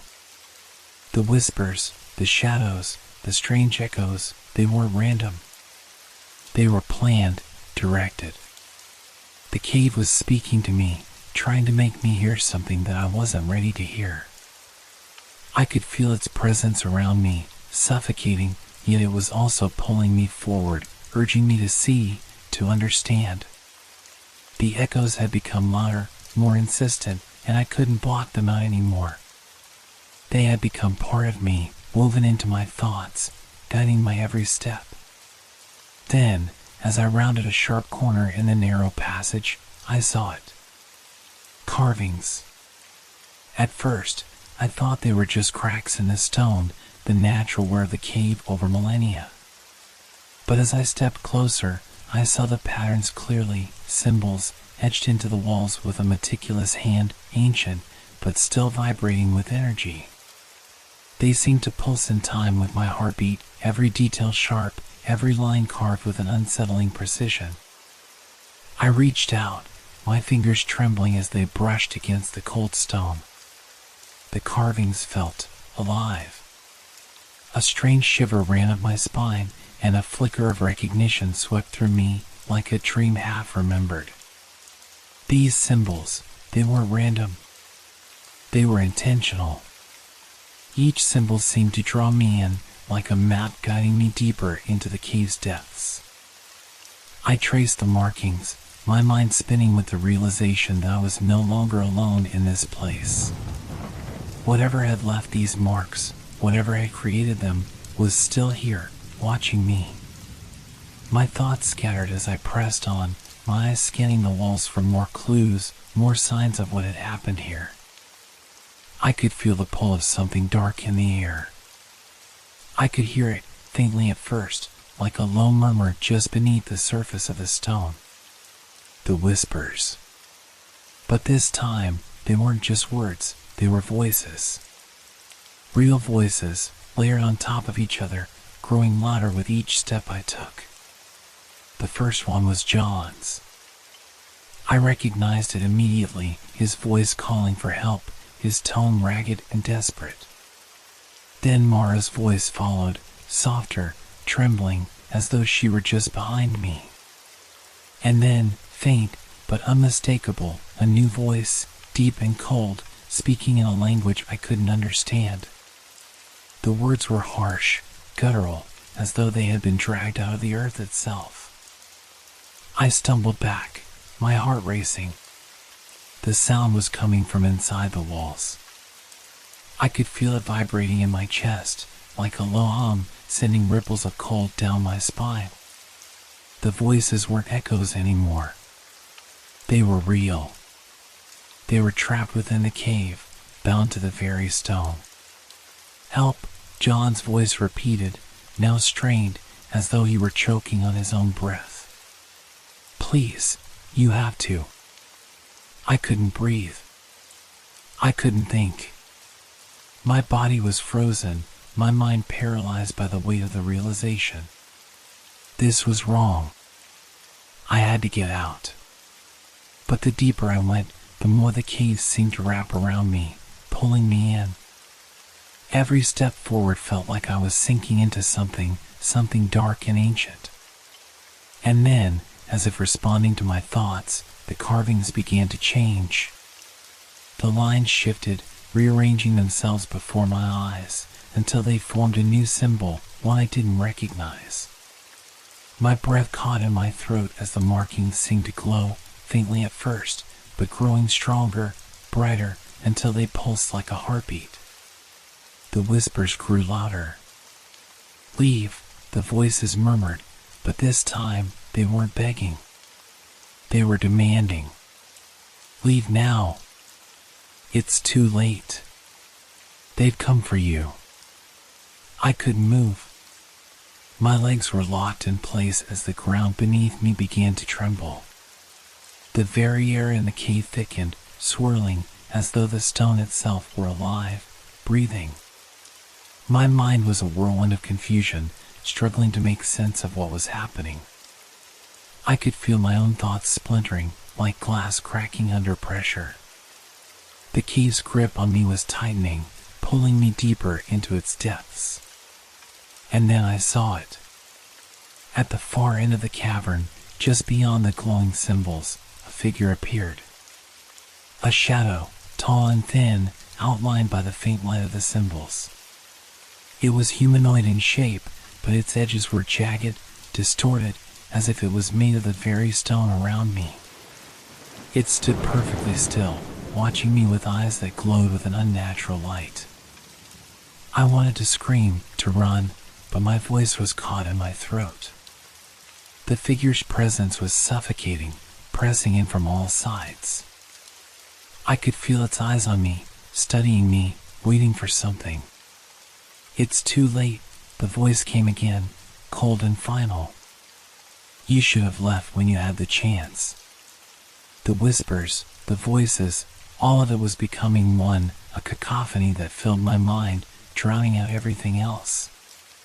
The figure took a step toward me, its form warping as it moved, becoming less and less human with every inch it drew closer. The cave had become a tomb, and I was its next occupant. I don't know what I expected when I stepped deeper into the cave, but it certainly wasn't this. The weight of the atmosphere, heavy with fear and confusion, had begun to feel like a physical presence, suffocating me from all sides. My hands shook, but it wasn't from the cold, it was from something deeper, a primal fear that gnawed at the edges of my mind. We'd been walking for hours, each turn in the cave leading us into a deeper darkness. There was no sound but the echo of our footsteps, and every so often, a faint whisper would creep into the silence, too quiet to be sure of, too fleeting to catch. It made my skin crawl, the way the cave seemed to listen to us, as if it were waiting for something to happen, waiting for us to make a mistake. And then, it did. At first, it was just a shadow. I thought I saw it at the corner of my vision, a dark shape moving swiftly across the wall, just out of reach. I stopped and turned, but the shadow was gone, swallowed up by the cave's depth. "Did you see that?" I whispered, my voice barely audible in the heavy silence. The others stopped, looking at me. "See what?" Mara asked, her voice tight with unease. "I don't know," I muttered, shaking my head. It was just a shadow, but a rustling sound, like someone dragging their feet across the stone, interrupted me. It came from up ahead, from the tunnel that seemed to narrow the deeper we went. The sound was slow, deliberate, like something, or someone, was moving with purpose. I stepped forward cautiously, the others following behind me, their faces pale in the dim light. As we moved closer, I could feel it, something was wrong. The air had shifted, thick with an unnatural presence. Every breath felt heavy, like I was inhaling something foreign. The temperature dropped, and my skin prickled with the cold. The shadows ahead seemed to writhe, twisting around the walls like tendrils. I reached out for the nearest rock to steady myself, but my fingers brushed against something that felt too smooth, too alive. I recoiled instantly, my heart racing. There was something there. Something watching us. "Did you hear that?" John's voice was barely more than a whisper, his eyes wide with fear. His hand shot out to grab mine, his grip tight with anxiety. The rustling grew louder. It was coming closer, and we were running out of time. We continued forward, our pace quickening, until we turned a corner and were met by the full force of the shadow. A figure. It was hard to describe. It wasn't entirely human, but it was close. A shape standing in the middle of the cavern ahead of us, tall and lean, but its edges were blurred, indistinct, like smoke twisting in and out of reality. It moved, but not in the way a person moves. It shifted in jerky, unnatural ways, its limbs stretching and warping like the shadow of something too large to fit within the confines of the cave. I froze. "What the hell is that?" John hissed, his voice trembling. None of us could speak. I could barely breathe, as though the sight of it had stolen the air from my lungs. My heart hammered against my chest, every instinct screaming at me to turn around, to flee, but I couldn't look away. The figure watched us. Its presence seemed to fill the cavern, making the space around us feel smaller, tighter, as though the very walls of the cave were pushing in on us. And then it moved. Slowly at first, but with increasing speed, its silhouette growing sharper with every step it took toward us. "Stay back," I shouted, taking a step back, but the words felt weak against the weight of the figure's presence. It wasn't just the figure that terrified me, it was the way the cave seemed to respond. The walls groaned, the rocks beneath us shifting, as though they, too, were alive and recoiling from the entity's approach. The figure stopped just in front of us. I could see its features more clearly now, not because it had become more defined, but because the shadows around it seemed to distort, pushing out into the space, filling it. It wasn't just a thing, it was the cave itself, alive and aware. Its eyes, if you could call them eyes, were pools of blackness, endless voids that seemed to absorb all the light. For a moment, time seemed to stop. The air was thick, as if every sound had been swallowed up by the presence before us. I felt myself sinking into the silence, trapped in the gaze of the thing that wasn't alive, or maybe it was. Maybe it had always been alive, waiting for us. And then it spoke. Not with words, but with a sound that was both inside my mind and around me at the same time. A deep, guttural growl that made my bones rattle, that shook the very air. "Leave this place," it rumbled, its voice cold and hollow. It wasn't a command, it wasn't a plea. It was simply an order, a force of nature, an undeniable truth. "You do not belong here." I opened my mouth, but no words came out. My mind was blank. Panic surged within me, raw and primal, but I couldn't look away. My legs were like stone, frozen in place. The others were as still as I was, their faces pale, eyes wide, lost in the overwhelming presence of the figure. "You are not meant to hear." The words were clearer now, each one sharper than the last, echoing in my skull. I could feel them scraping against my thoughts, pulling them apart. And then, just as suddenly as it had appeared, the figure began to dissipate. The shadow shifted back into the walls, its form vanishing into the very stone, leaving behind only the echoes of its voice, lingering like a weight in the air. I collapsed to my knees, gasping for breath, as though I had been holding it for hours. The others were silent, their faces haunted, their eyes filled with the same terror I felt. What was that?" Mara whispered, her voice trembling, but her words were lost in the vast emptiness of the cave. None of us had the answer. We only knew one thing. We were no longer just visitors in the cave.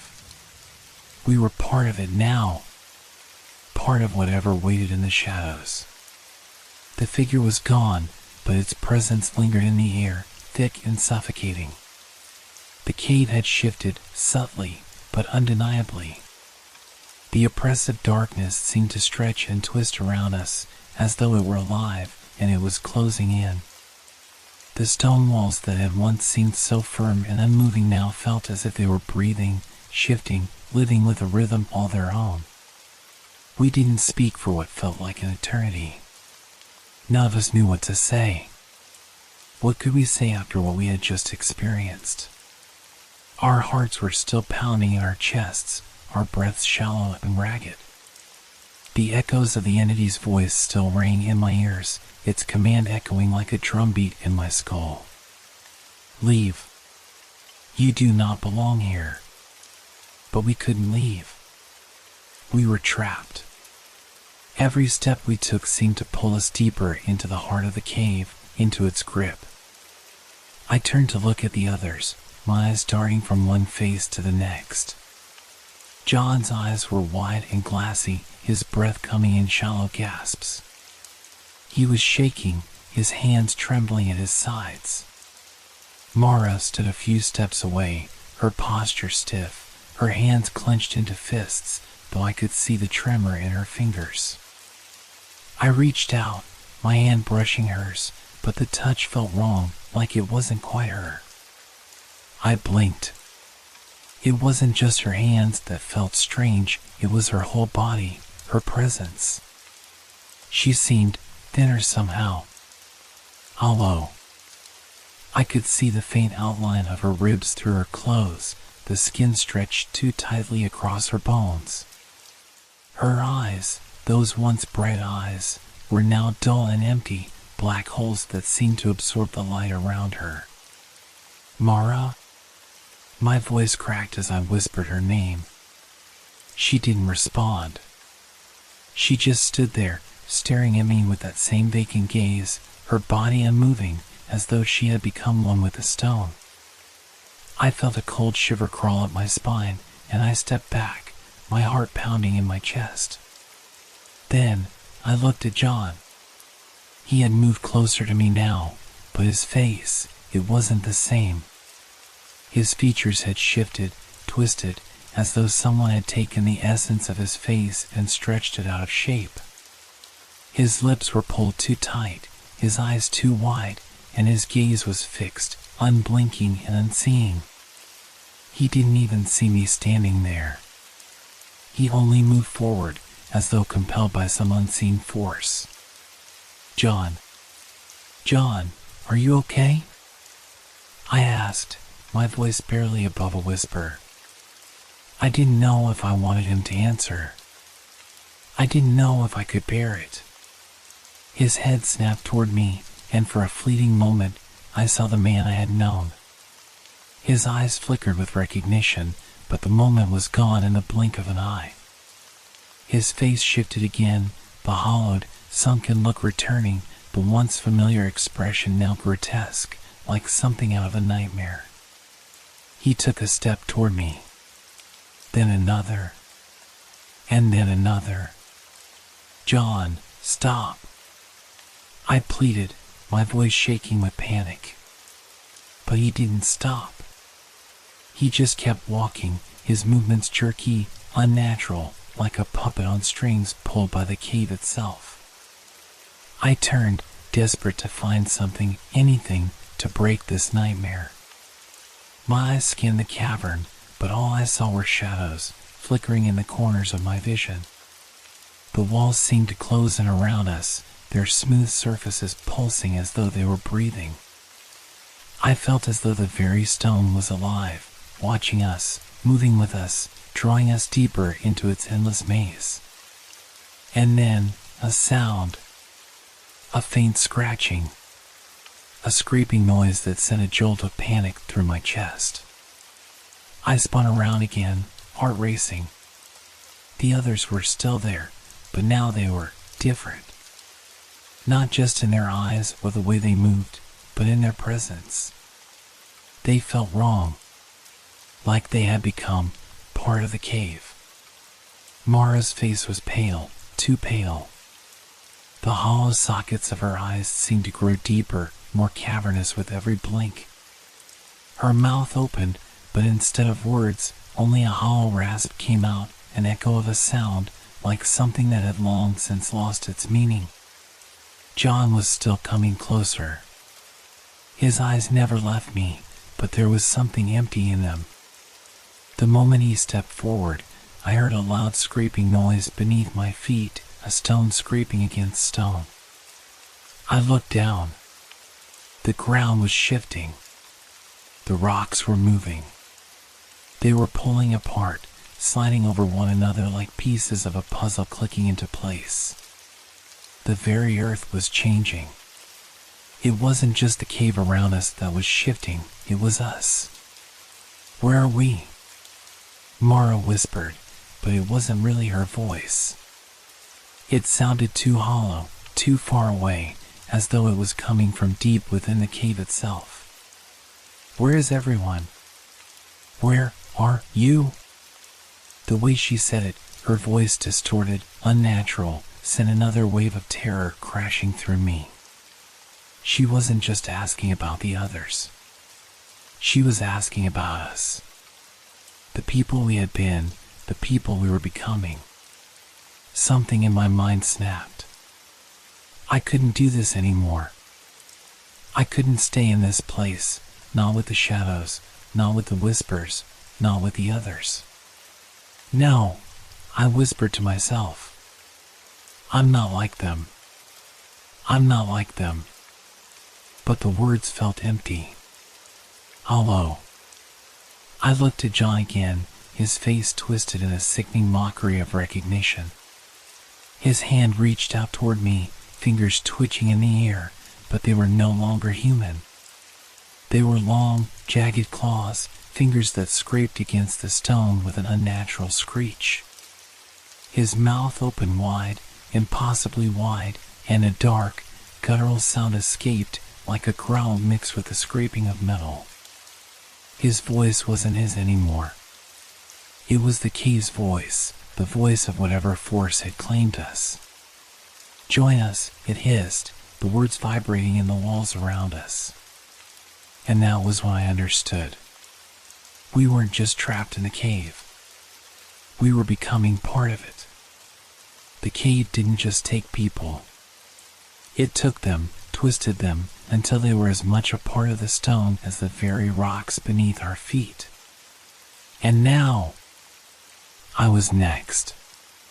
The cold air of the cave felt heavier now, pressing against my chest as if the very walls themselves were closing in on me.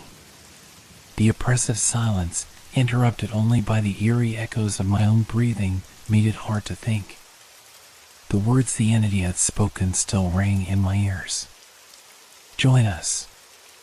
At first, I had thought it a distorted sound, an illusion brought on by fear and confusion. But as the moments dragged on, the reality began to set in. The cave wasn't just a place of stone and rock. It wasn't just a natural formation like any other cave in the world. No, this place was alive in a way that was beyond comprehension. It was not a mere geological structure, it was something else. Something older, more ancient, and far more dangerous. I stumbled back from John as he reached for me with those twisted fingers, and my mind raced, desperately trying to piece together what was happening. The others, Mara, John, they weren't themselves. The way they moved, the way their voices cracked and distorted, their hollow gazes, everything about them was wrong.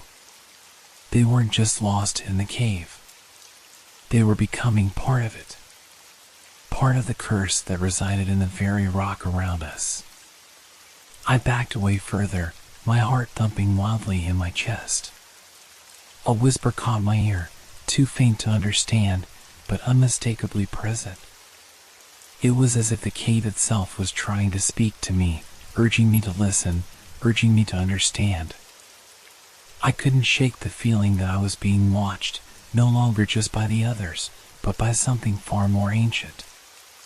Something that had been here long before any of us had ever set foot inside. I turned away from the others, no longer able to bear the sight of their deteriorating forms, and I looked up at the cavernous ceiling. It was smooth, undisturbed rock, stretching impossibly high above me. I tried to focus on the patterns in the stone, anything to keep my mind from spiraling further into panic, but my gaze kept returning to the walls around me. The smooth surfaces of the cave had begun to change. They seemed to ripple, like the surface of a pond disturbed by an unseen hand, and for the briefest moment, I thought I saw eyes. It was an illusion, just a trick of the light, just my fear playing with my senses, but the more I looked, the more I realized that this cave was not merely a hollowed-out expanse of stone. It was alive. It saw me, and it knew exactly what it was doing to us. The whispers continued. They no longer came from the shadows alone. The air itself seemed to carry them, a chorus of voices, rising and falling in a terrible, distorted harmony. They weren't just sounds anymore. They were intentions. The cave was speaking to me, not through words, but through feelings, through pressures on my mind, urging me to give in, urging me to understand. I had to know. I couldn't let this place claim me without understanding why. I pushed past the rising panic, the relentless whispers, and I forced myself to examine the walls more closely. I ran my fingers across the stone, the rough texture of the rock cold against my skin, but there was something more. Something hidden beneath the surface. I traced my fingers along the ridges, following an almost imperceptible pattern carved into the stone. The deeper I moved, the clearer it became. Symbols, carvings, something ancient, something beyond human understanding. Symbols that seemed to pulse under my fingertips as if they were alive. These weren't just random scratches or marks. They were writing. And they told a story. A story I wasn't sure I was ready to hear. I stepped back, breath catching in my throat. The symbols weren't just decorative. They were warnings. The air around me shifted again, colder now, and I felt a presence behind me. I turned, but no one was there. Only shadows that seemed to twist and shift like smoke. The whispers grew louder, sharper. I could feel the cave closing in on me, urging me to listen, urging me to understand what it had been trying to say all along. And then it hit me, the truth that had been there all along, waiting to be understood. This cave wasn't just a place of stone. It was a prison. A prison for souls. Souls that had wandered in and never escaped. Souls that had been trapped in the cave's endless, shifting walls. Their voices were now part of the cave, their echoes reverberating forever in the stone. It wasn't just a place of death, it was a place where the dead were locked away, their consciousness trapped, doomed to repeat their last moments over and over, their voices lost in the infinite expanse of the cave. I wasn't just hearing the whispers of the dead. I was hearing the souls of those who had been swallowed by this cursed place. They were calling out, begging for release, for escape, for someone to hear their voices before they, too, became part of the cave's curse. And that's when I realized it wasn't just the others who were in danger. It was me. I was the one being pulled in. I had walked into this place with nothing but curiosity, but now I was a part of the very thing I had sought to understand. The cave wasn't just taking its victims, it was feeding on them, slowly, painfully, until they became nothing more than echoes, shadows trapped within the stone. And it wasn't done with me yet. The truth was clear now. There was no escape. We were all part of the cave. The moment I understood the cave's true nature, a deep, suffocating dread settled over me. The whispers weren't just the voices of the lost. They were the voices of the cave itself, alive with hunger, pulling us deeper into its clutches. It had been waiting for us, watching us. And now that we knew the truth, it wasn't going to let us leave. I turned toward the others, if I could still call them that. John and Mara were standing motionless, their bodies stiff, their eyes distant. The cave had already begun to claim them, wrapping its tendrils around their very souls.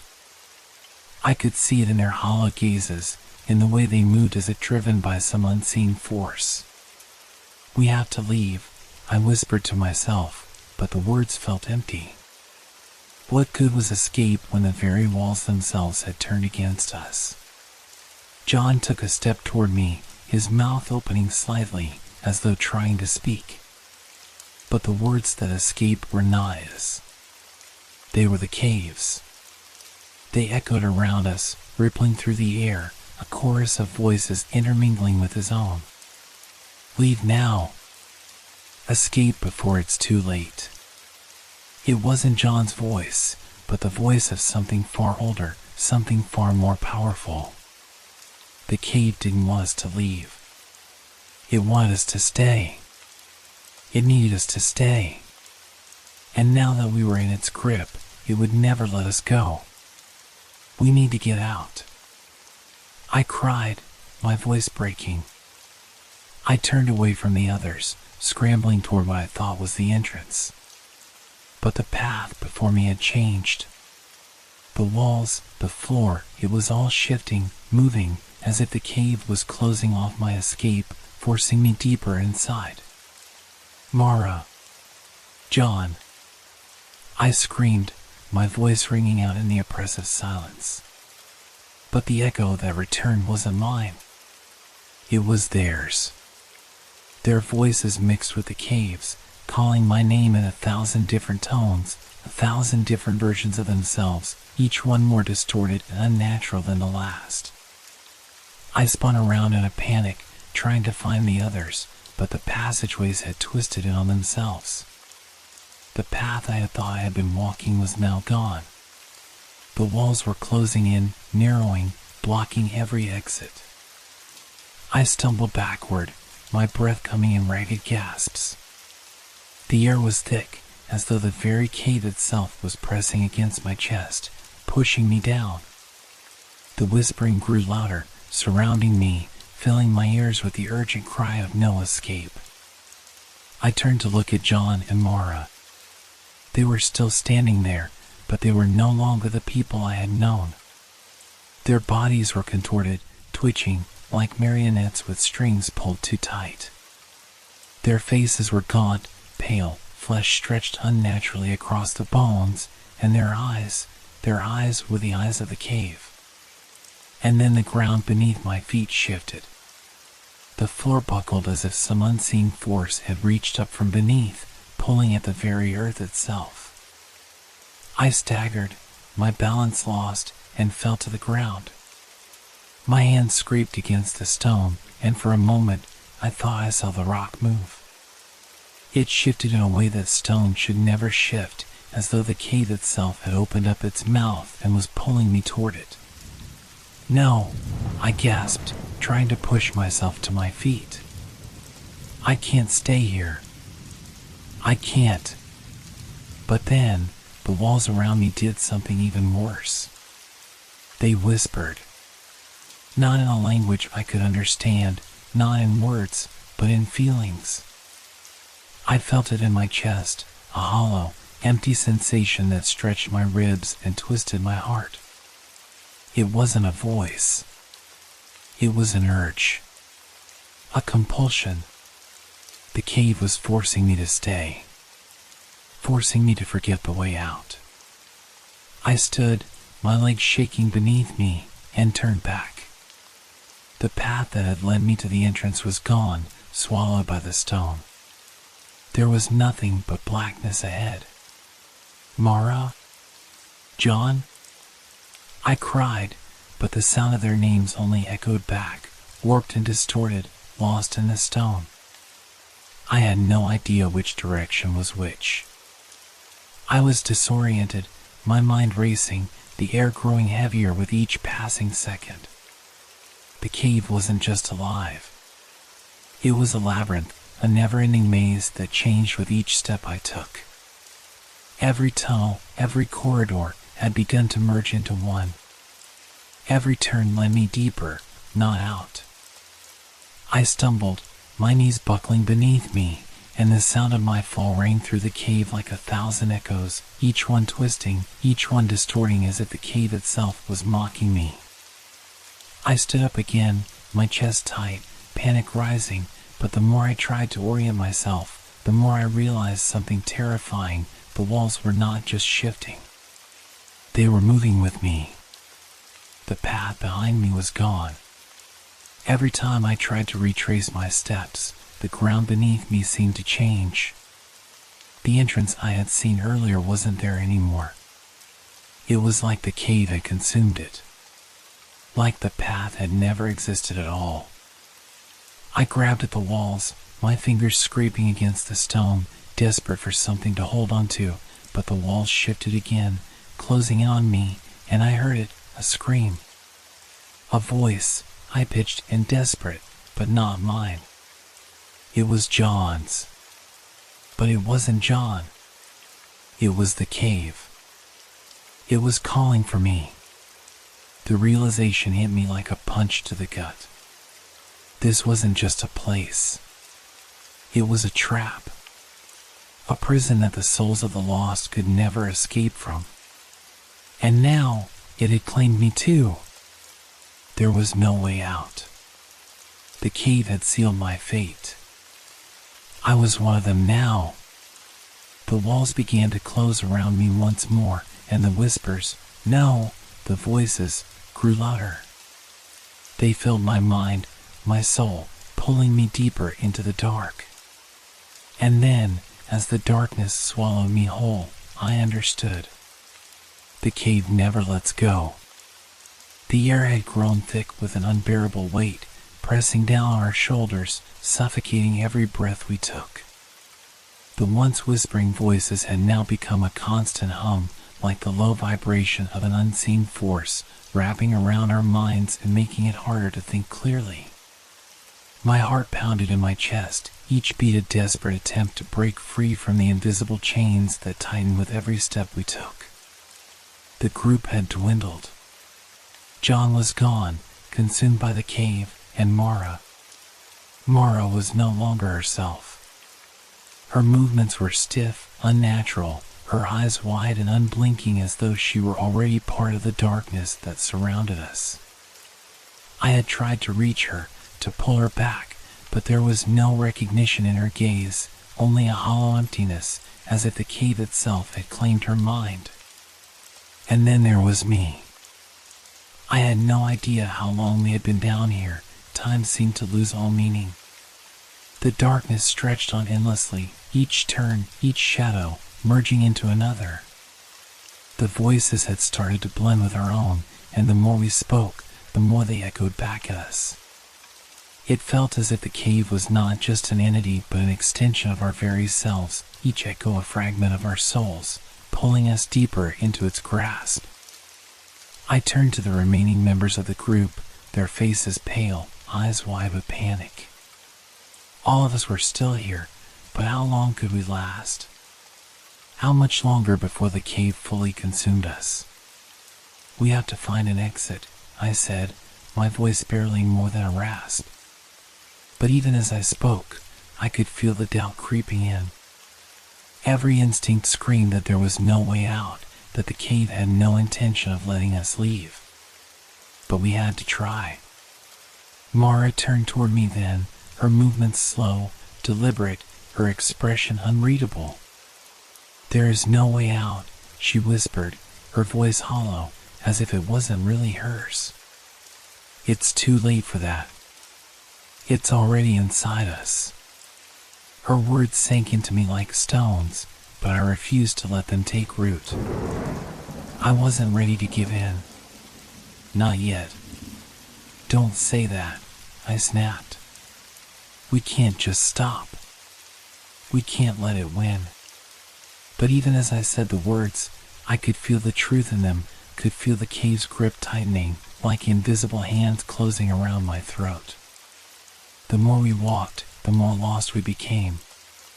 It wasn't just the walls shifting anymore. It was everything. The ground beneath our feet, the air we breathed, the very fabric of reality. Each step we took seemed to warp and bend, twisting into something unrecognizable. "There has to be a way," I muttered, trying to hold on to something, anything, that felt real.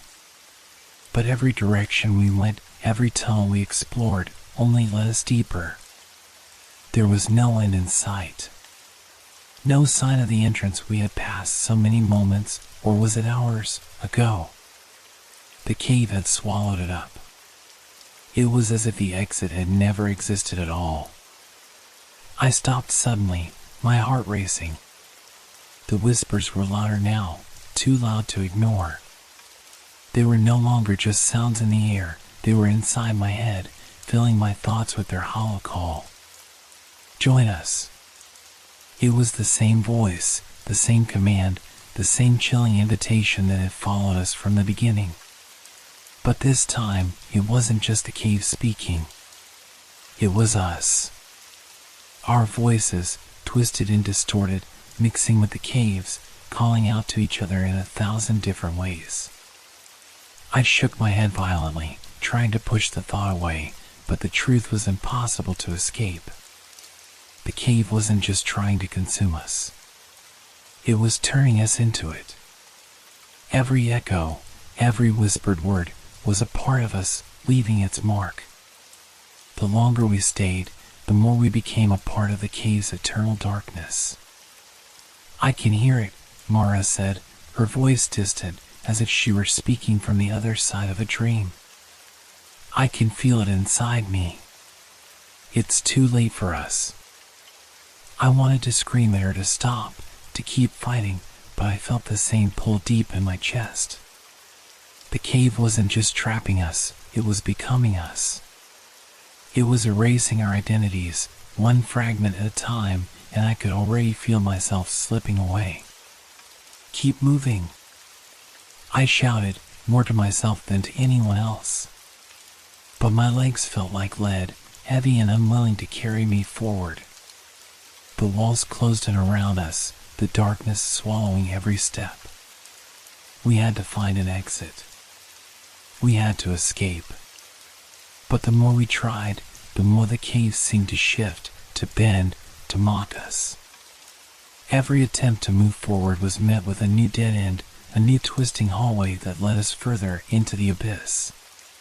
The walls stretched and warped like the cave was breathing, pulsing with a life of its own.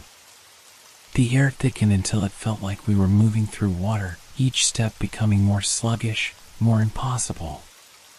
"Please," I whispered, feeling my resolve start to crack. "We can't stay here. We can't let it take us." But in the silence that followed, I realized something terrible. The whispering voices had become part of me. They weren't just around me anymore. They were inside me, echoing in the back of my mind, twisting my thoughts, urging me to let go. "Join us."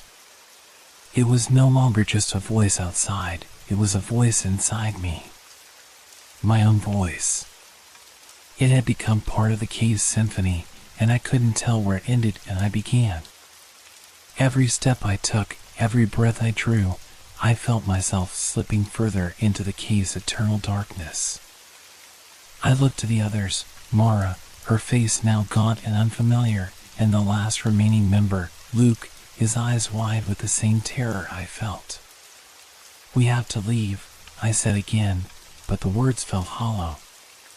In that moment, as the walls seemed to close tighter around us, I realized the truth I had been denying all along. The cave wasn't just trapping us. It was taking us into itself, piece by piece, until we were nothing but another echo lost in the dark. There was no escape. The cave had already won. The deeper we went, the more the cave seemed to press against my mind. I could feel the weight of it, not just on my body, but inside my thoughts, inside my very soul. The whispers were no longer just faint voices drifting in and out of my consciousness. They were now with me, seeping into my every thought, twisting them, distorting them until they no longer felt like my own. At first, I tried to ignore it. The cave was always full of echoes. I told myself that's all it was, the endless bouncing of sound, the hollow vibrations that filled every crevice of this cursed place. But the longer we wandered, the harder it became to tell what was real and what wasn't. I would hear Mara's voice, but when I turned to speak to her, her lips wouldn't move. "I hear you," I'd think, but her face would remain motionless, eyes blank. It wasn't her speaking anymore. It was the cave. It was me. And it was becoming harder to separate the two. And then it started. At first, I thought it was just the exhaustion, the disorientation. But it wasn't that. It wasn't normal. I would hear my own thoughts echoing back at me, except they were twisted. They weren't my thoughts anymore. They came back to me wrong, distorted, like broken reflections in a cracked mirror. The very words I had just thought would come back, but they would change, warped, like the cave itself was playing with my mind. I thought I saw Luke up ahead, but the voice in my head whispered, "It's not him. It's never him. It's already too late for you." I froze, my heart hammering in my chest. I hadn't spoken those words, hadn't even thought them, but the voice in my mind knew them. And it felt so familiar. It felt like it was mine. I turned quickly, looking at Luke. His eyes were wild, his face pale, but there was something else there, something just beneath the surface. I could feel it. It wasn't him anymore. It couldn't be. Mara, I whispered, turning to the girl beside me, desperate for some sign of sanity. We need to find the way out. We can't stay here. But when she turned to look at me, it wasn't Mara's face I saw, it was the face of the cave itself.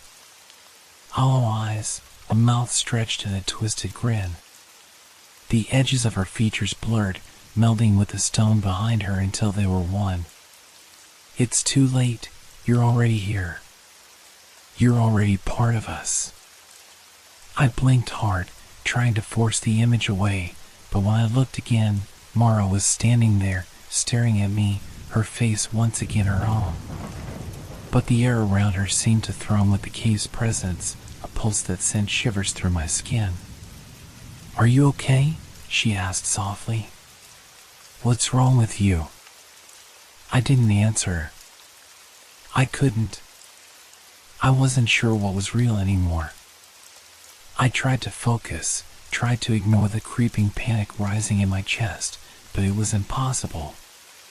The whispers kept coming, more persistent than ever, drowning out my own thoughts. The voices were taking on a new form now. They weren't just random echoes of the past. They were starting to speak to me directly. "You don't belong here. You can never leave. You're already one of us." I looked at Luke again.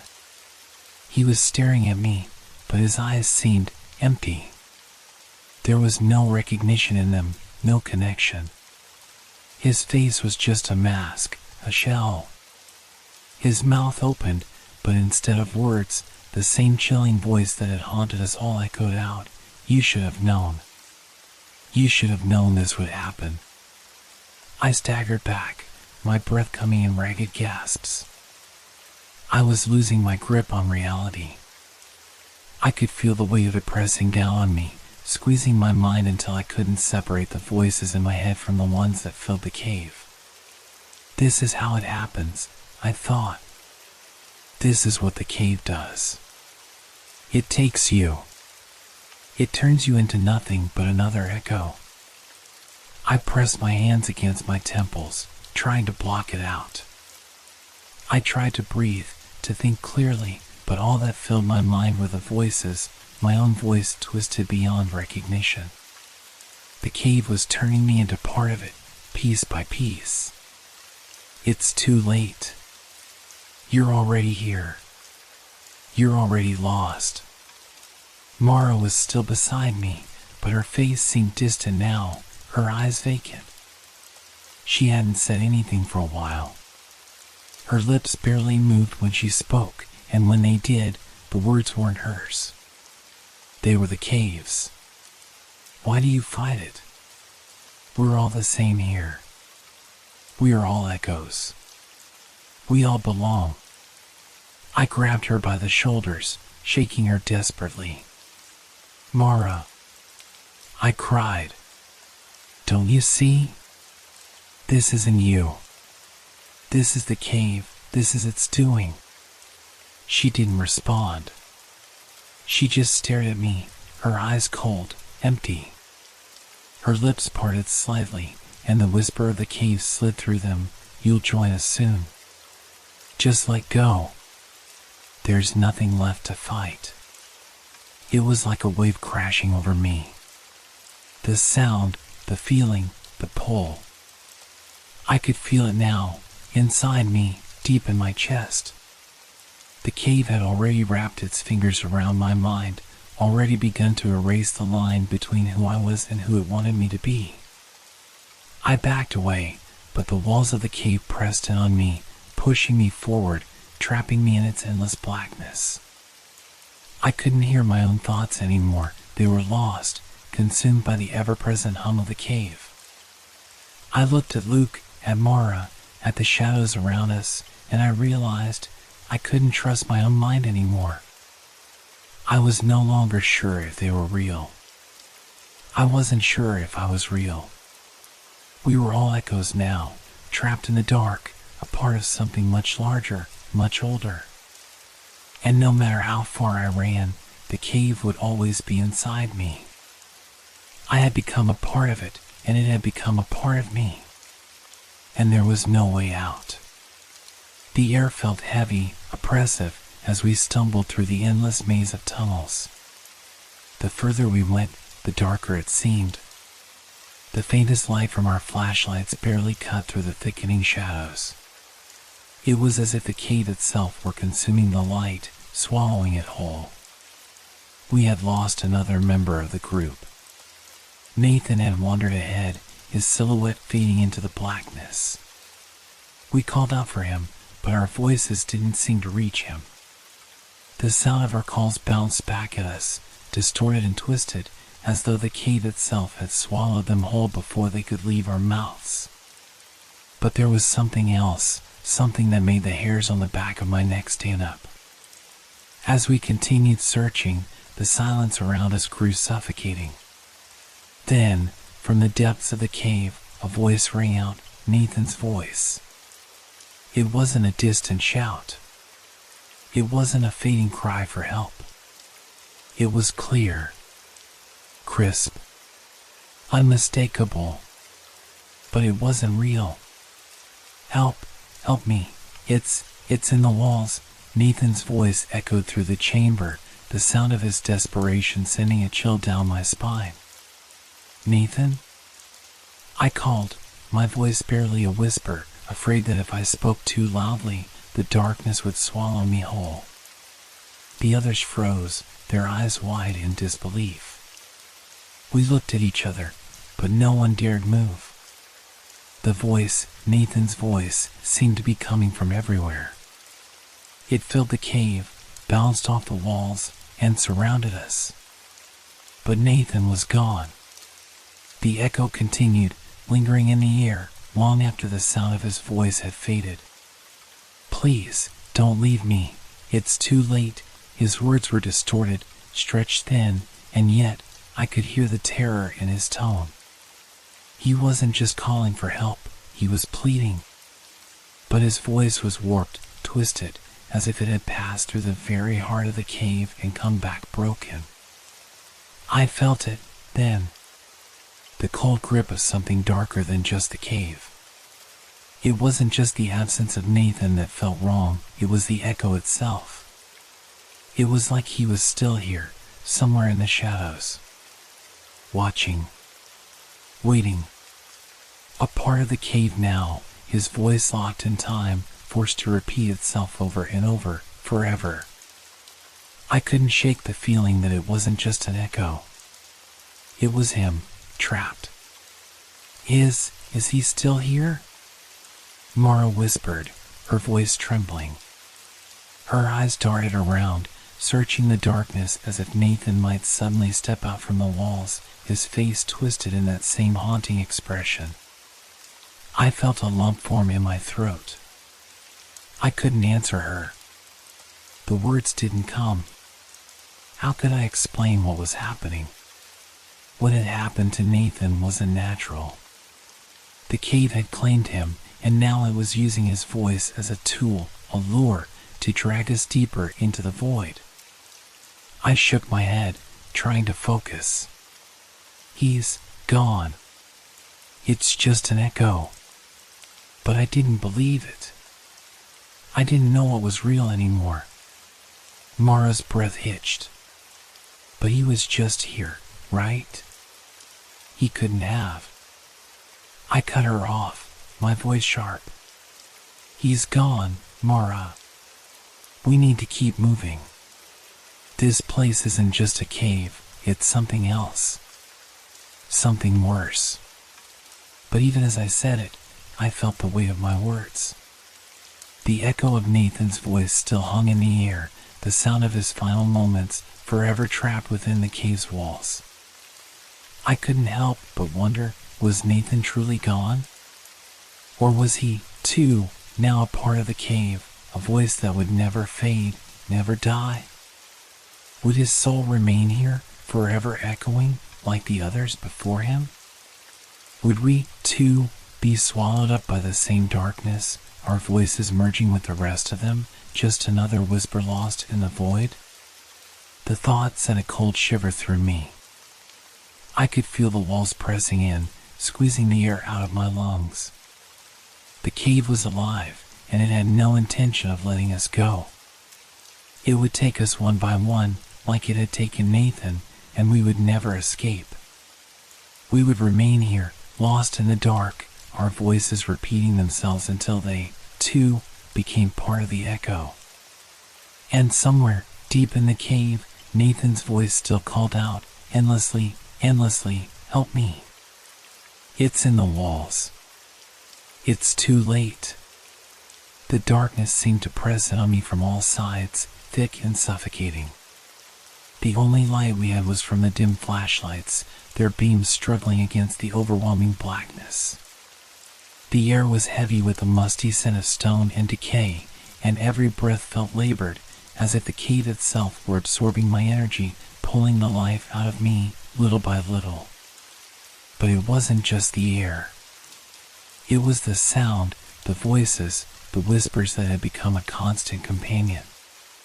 At first, they had been distant, like faint echoes of something far away. But now, they were inside me. They echoed in my skull, inside my chest, in my very bones. I had thought it was just the stress, the fear, the isolation. But now I wasn't sure. I stopped walking, my mind spinning. Am I losing my mind? The question kept swirling around in my head like a chant I couldn't escape. Am I hallucinating? Mara was walking ahead of me, but her footsteps didn't seem to match the way she was moving. The sound of her boots hitting the stone echoed unnaturally, stretching into something that felt wrong. It wasn't just a simple echo, it was too perfect, too precise. As if the cave were mimicking her, copying her every movement in exact detail, like it was playing some twisted game. Mara, I whispered, my voice quivering. Mara, stop for a second. She didn't respond. Her figure in the dim light blurred, and I could hear her voice, too. But it wasn't hers anymore. Don't you see? You're already here, part of this place. Her voice sounded distorted, as if someone else was speaking through her, pulling her words from her mouth like strings being tugged by some unseen hand. Mara, I repeated, louder this time, panic rising in my chest. But still, she didn't stop. I tried to catch up to her, but my legs felt heavy, as if they were moving through thick mud. I reached out, but before I could touch her, the sound of her voice changed again, echoing back at me from 1,000 different angles. It wasn't just Mara anymore.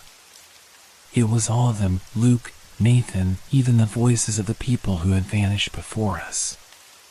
Their voices filled my mind, coming from everywhere. You're here. You can't leave. You never can. I spun around, my heart racing, but I saw nothing. The others were still in front of me, or at least I thought they were. Was that really Mara? Or had she disappeared long ago, like the others? I didn't know anymore. I felt something shift inside me, something deep within my mind. It wasn't just the fear. It wasn't just the cave closing in around us. No, it was worse. It was like the cave had reached into me, wrapped its cold fingers around my thoughts, and was squeezing until nothing made sense anymore. The walls, the voices, the sounds, they were becoming a part of me, and I was becoming a part of them. The echo of my own voice filled my ears. I'm losing it. I'm losing my mind. I'm not real. None of this is real. Was that me thinking that? Or was it the cave? The lines were blurring. I stumbled, my head spinning, and collapsed against the cold stone. My breath came in ragged gasps, each inhale heavier than the last, as if the cave were sucking the air from my lungs. "You're still here," I whispered to myself. "You're not crazy. You're not crazy. It's just the cave." But the words felt hollow, even to me. The more I said them, the less I believed them. I could still hear the voices. They were calling me. They were calling my name, mimicking my own thoughts, my own fears. I tried to shake it off, tried to fight back against the feeling, but it was relentless. It was like the cave had become my mind, and I had become a part of it. The whispers weren't just echoes anymore. They were my own thoughts, repeating, twisting, reshaping reality into something I couldn't escape. I looked at Mara again, but she wasn't the same. Her face seemed distorted, like a half-formed memory. It flickered in and out of focus, always just beyond my grasp. She smiled at me, but it wasn't a smile I recognized. It was twisted, hollow. A smile that didn't belong to her. "You're one of us now," she said, her voice no longer hers but mine. The words hit me like a slap to the face. One of us. I felt the cold of the cave settle deep in my chest, tightening around my heart. The reality I had once known, everything, was slipping away. The line between what was real and what was imagined was so thin now, I couldn't tell where one ended and the other began. I stumbled back, but the cave closed in around me, its walls narrowing, twisting. I could hear my own voice echoing through the dark, mingling with the others. We are all the same now. I was a part of the cave now. It had swallowed my mind, my thoughts, and it would never let me go. I was trapped in its endless echo, just another voice lost in the dark. There's no escape. And as the darkness pressed in on me, I realized it was true. The cave had taken me, and it would never let me leave. The air grew colder, the silence louder, as the shadows seemed to stretch and shift around us. My thoughts were a tangled mess, a chaotic whirl of confusion and fear. My breathing was shallow, too quick, like I couldn't get enough air. The cave pressed in on me from all sides, its darkness closing like a vice. I stumbled forward, desperate to escape the suffocating pressure. But there was no escape. Not anymore. I looked around at the others, at the faces that had once been filled with hope, curiosity, and wonder. Now, they were hollow. Their eyes, once bright, were dull and empty. They moved with an unnatural slowness, as if they weren't fully present, as if part of them had already been absorbed into the cave, lost forever. I could still hear the echoes of their voices, but they weren't the same. They were distorted, fractured, like whispers from 1,000 different places. But as I listened more closely, I realized something that sent a cold shiver down my spine. The voices were familiar. They were ours. Nathan's voice was there, still calling out, still pleading, trapped in the cave forever. I could hear his final words, repeated over and over again. "It's in the walls. Help me. It's too late." And then there was Luke, his voice twisting in agony as he begged for help, but it wasn't the desperate cry of a person who still had hope. It was the hollow wail of someone who had already given up. A voice that had been stolen from him, just like mine was beginning to be. I reached out to Mara, my hand trembling, but she didn't turn. Her face was blank, a ghostly mask of indifference. And her voice, it wasn't hers anymore. It was mine, echoing in the cave. "Please, help me. I'm still here. "You're not crazy. You're not crazy." I stopped. The words didn't make sense. I had said those words. I had thought them. And now they were being returned to me, a twisted reflection, a mockery of my own mind. I shook my head violently, trying to clear the fog, but it was no use. The realization hit me with all the weight of a falling boulder. The cave wasn't just a place of shadows. It wasn't just a series of dark tunnels and deep recesses. No, it was something worse. It was a prison of the mind. And the voices we heard, they weren't just echoes. They were us. The people who had vanished. The voices trapped in the endless cycle of the cave. Each time someone disappeared, each time they were swallowed by the darkness, they didn't die. They became part of the cave. Their souls, their voices, trapped forever, forced to repeat their last moments, their final screams. I could hear them all now, their voices rising up in unison, filling my mind, drying out my thoughts. They were all here. You're not alone. You'll never escape. You'll join us soon. I staggered back, my heart racing, my pulse pounding in my ears. The cave had already claimed us, piece by piece. Nathan had been the first to go, but now Luke and Mara, soon it would be me. The voices of the lost would consume us all. It was then that I understood the chilling truth. The cave was alive, not in the way that living things are, but in a way that was far worse. It wasn't just a place, it was a collector of souls, a tomb for the lost. Each disappearance wasn't an end, but a transformation. The people who vanished into the darkness didn't leave, they became part of it. They were absorbed into the endless echo, their voices trapped, repeating forever, and nothing could save them. Nothing could save us. I could feel it now. The shift in the air. The sensation of my own voice being pulled from me, echoing back at me, growing more and more distorted. The walls seemed to close in around me, the shadows gathering, as though the cave was eager to claim its next victim. I could hear Mara's voice again, but it wasn't the same. It was mine, my voice, repeating the same words, the same pleas. Help me. I'm still here. But it wasn't me. It was the echo.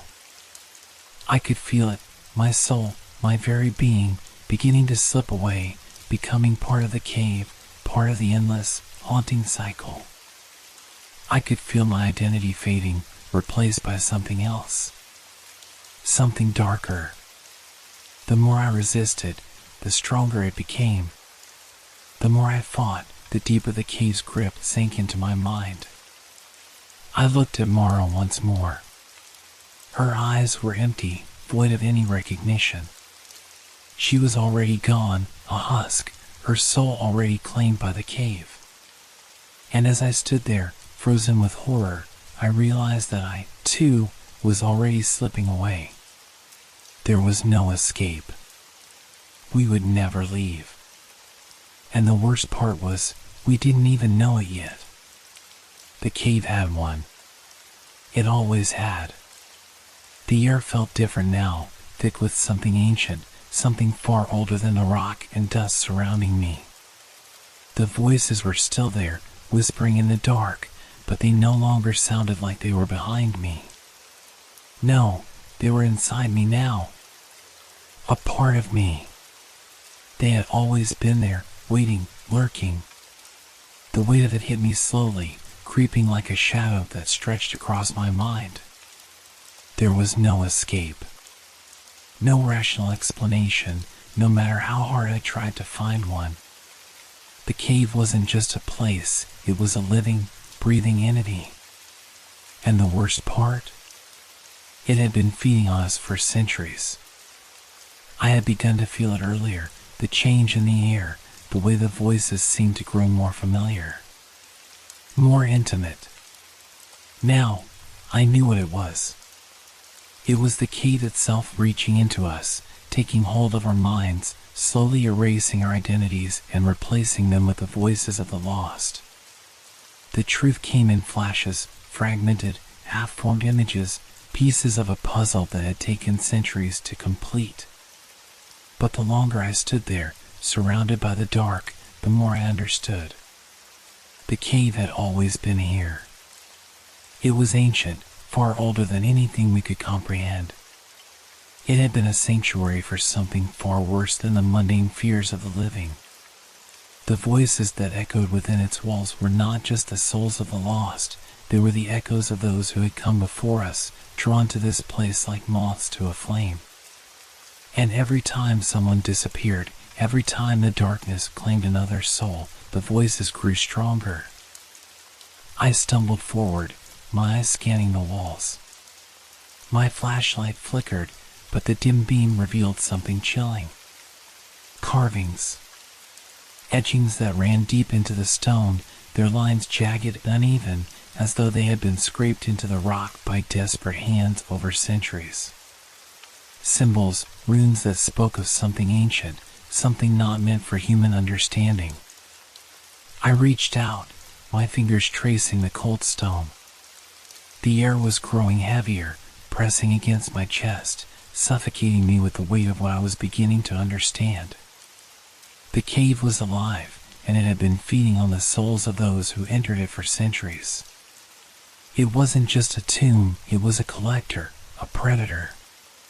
It lured people in with its darkness, its mystery, and then trapped them, turned them into echoes. Voices, forever lost in the stone. I stumbled backward, my breath catching in my throat. We are all part of it now. The realization settled over me like a cloak of dread. The cave was never just a physical space, it was a place of mind, a space between life and death, where the boundaries between the two blurred. And once you entered, you couldn't leave. Your voice would join the others, forever echoing, calling for help that would never come. The whispers were louder now, all around me. No longer just fragments, they were real, alive, calling to me with an urgency that made my blood run cold. I could feel the pull of the cave deep within my bones. It was like the rock itself was speaking to me, urging me to join them, to become part of the endless cycle. I turned to look at the others, Mara, Luke, Nathan, and found nothing. Just shadows. Their faces had faded, their forms blurred into the darkness.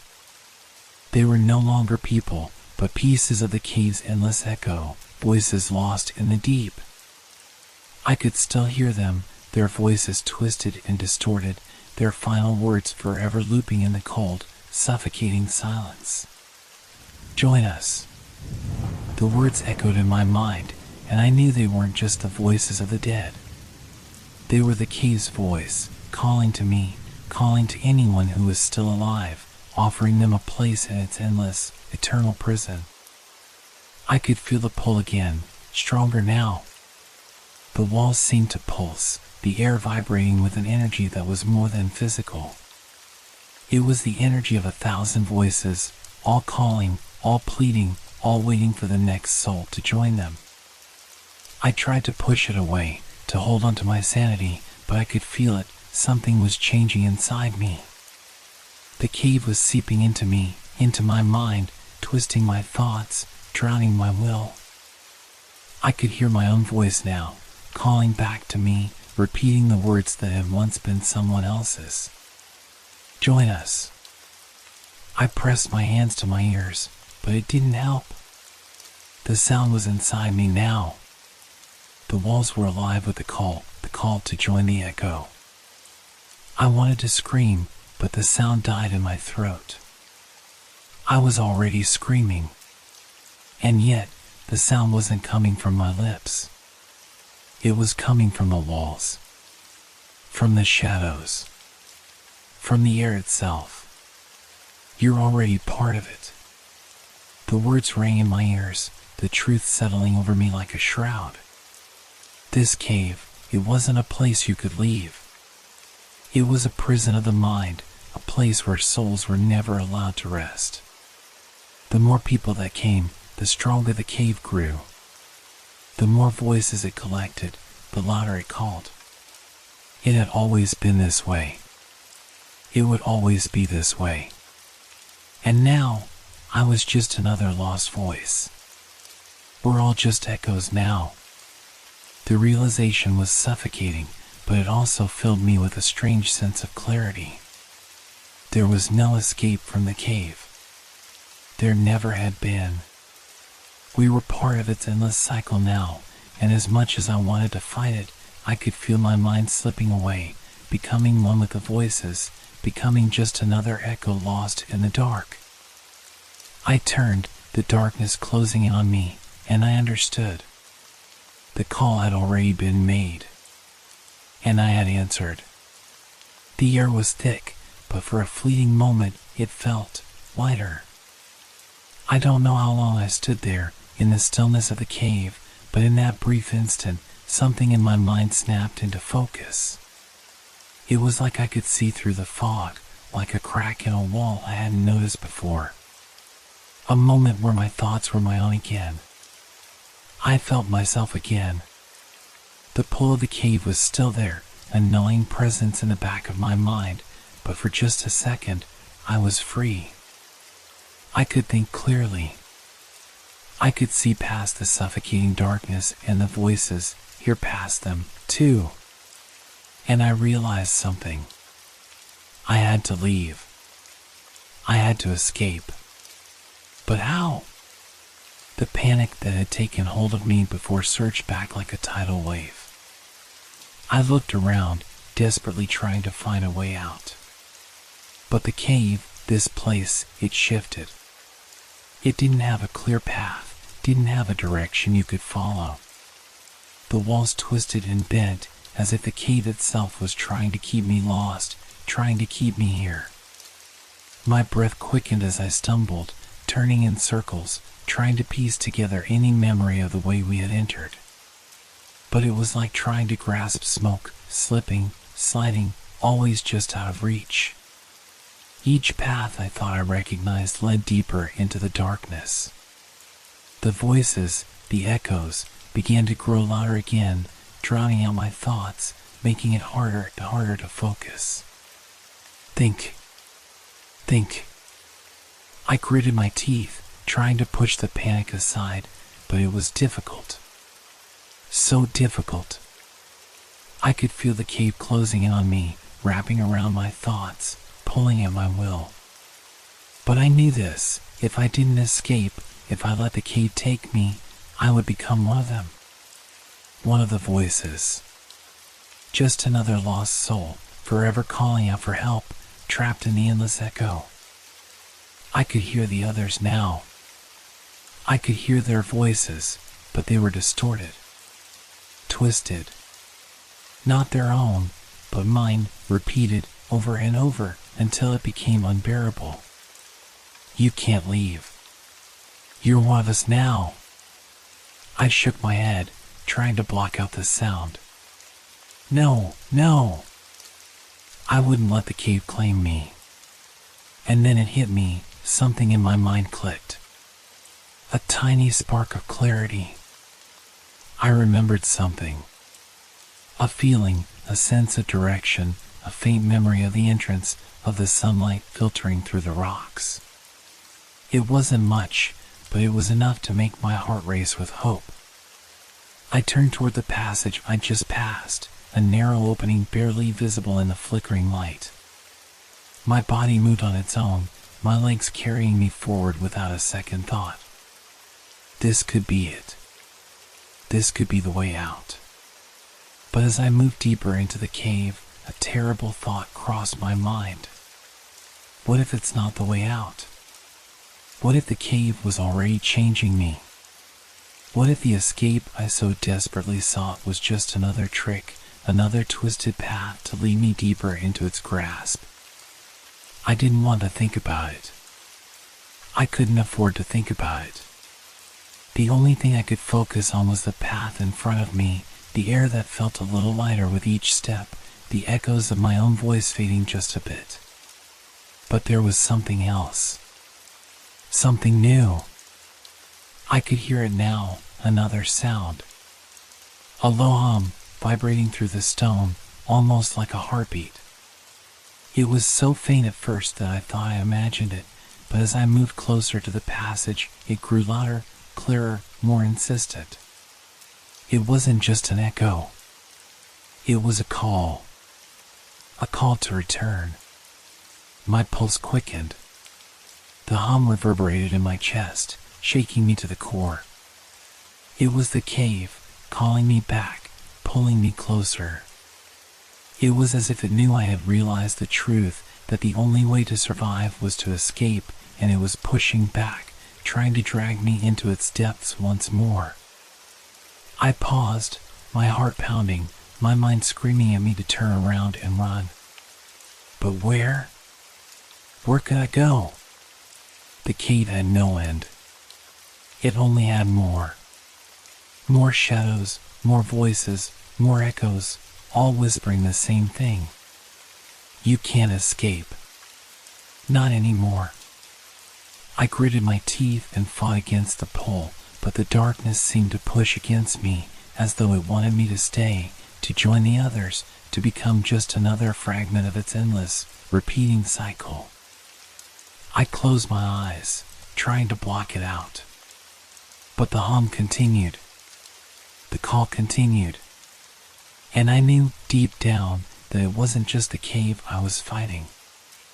I was fighting myself, too. The longer I stayed here, the more I would become part of it. The longer I listened to the voices, the more I would start to believe them. But I couldn't. I wouldn't. I opened my eyes and stared down the narrow path ahead. It felt familiar. It felt like a lifeline.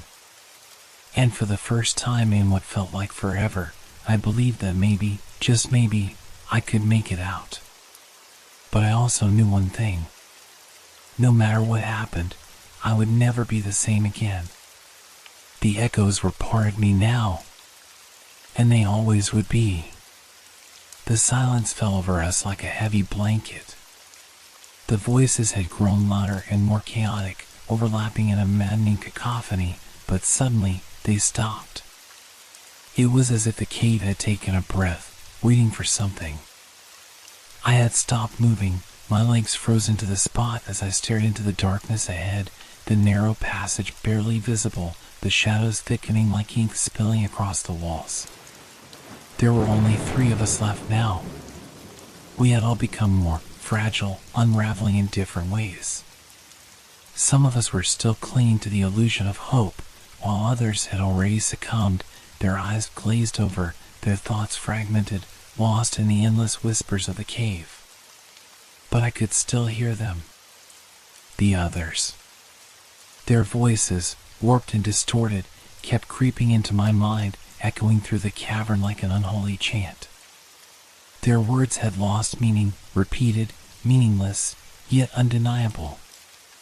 And then, from the shadows ahead, I heard it. A voice. Not my own. Not one of the others. A new voice. A voice that had once been familiar, but now sounded hollow, distant. I turned toward it, my heart thundering in my chest, and saw her. It was Natalie. She was standing near the edge of the darkness, her silhouette barely visible against the stone. She wasn't moving. Natalie? I called, my voice weak, trembling as it echoed through the cave. But she didn't respond. Her head was tilted slightly, as if listening for something. Or maybe waiting. I took a step forward, desperate to reach her, to pull her out of whatever trance she was in. But as I moved, something strange happened. The shadows around her seemed to twist, distorting her form, her outline becoming jagged and distorted, like the cave was trying to erase her. Natalie. I called again, my voice rising in panic. And then she turned. Slowly. Her eyes were wide, but empty. Hollow. No. No, you don't, she whispered, but the words came out wrong, as though they weren't her own. The voice was familiar but distant, like it was being pulled from her, twisted, sucked away by something dark and sinister. The ground beneath her feet seemed to ripple, like the very stone was alive. She stepped forward, then, just like that, she was gone. Vanished into the shadows. No scream, no struggle. Just gone. I froze, my breath caught in my throat. It didn't make sense.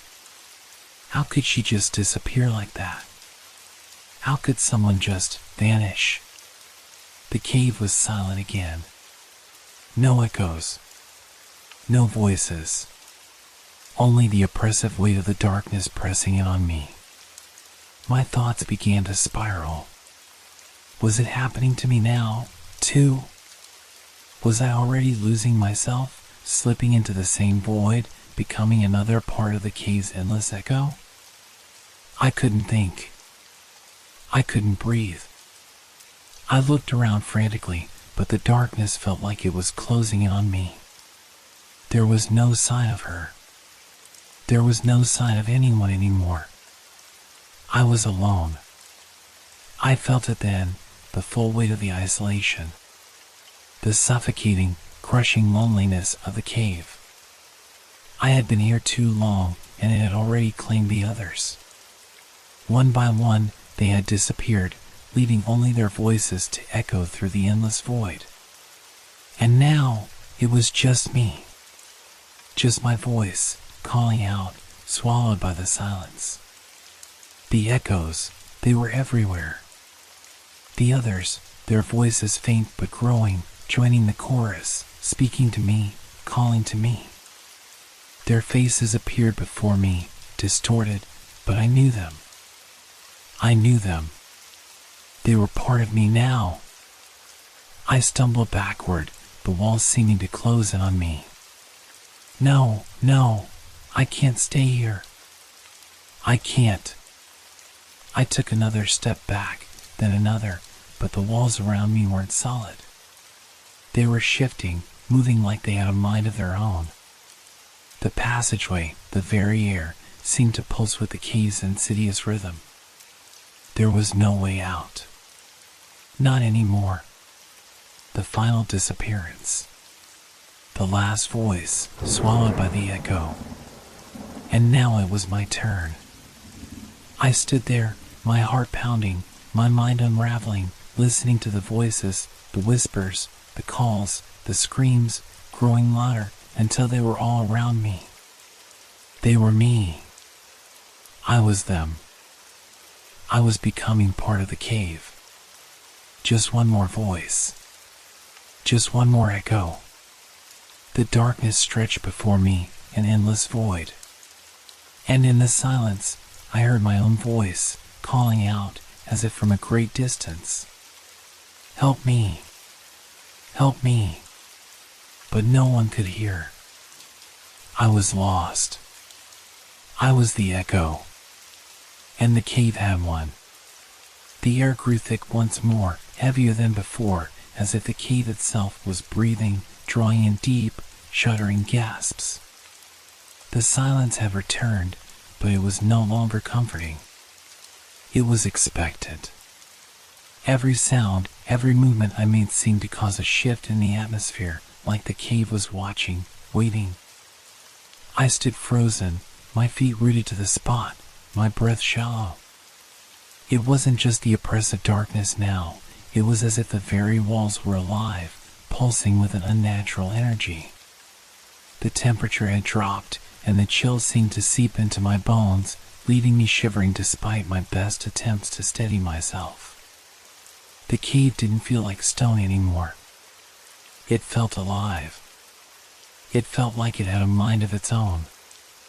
I took a slow, tentative step forward, my foot falling muffled by the thick air, but the ground under me shifted as if the cave were subtly adjusting its form to meet my steps. My body tensed. It was as if the walls were aware of me, following my movements, tracking my every step with an unsettling precision.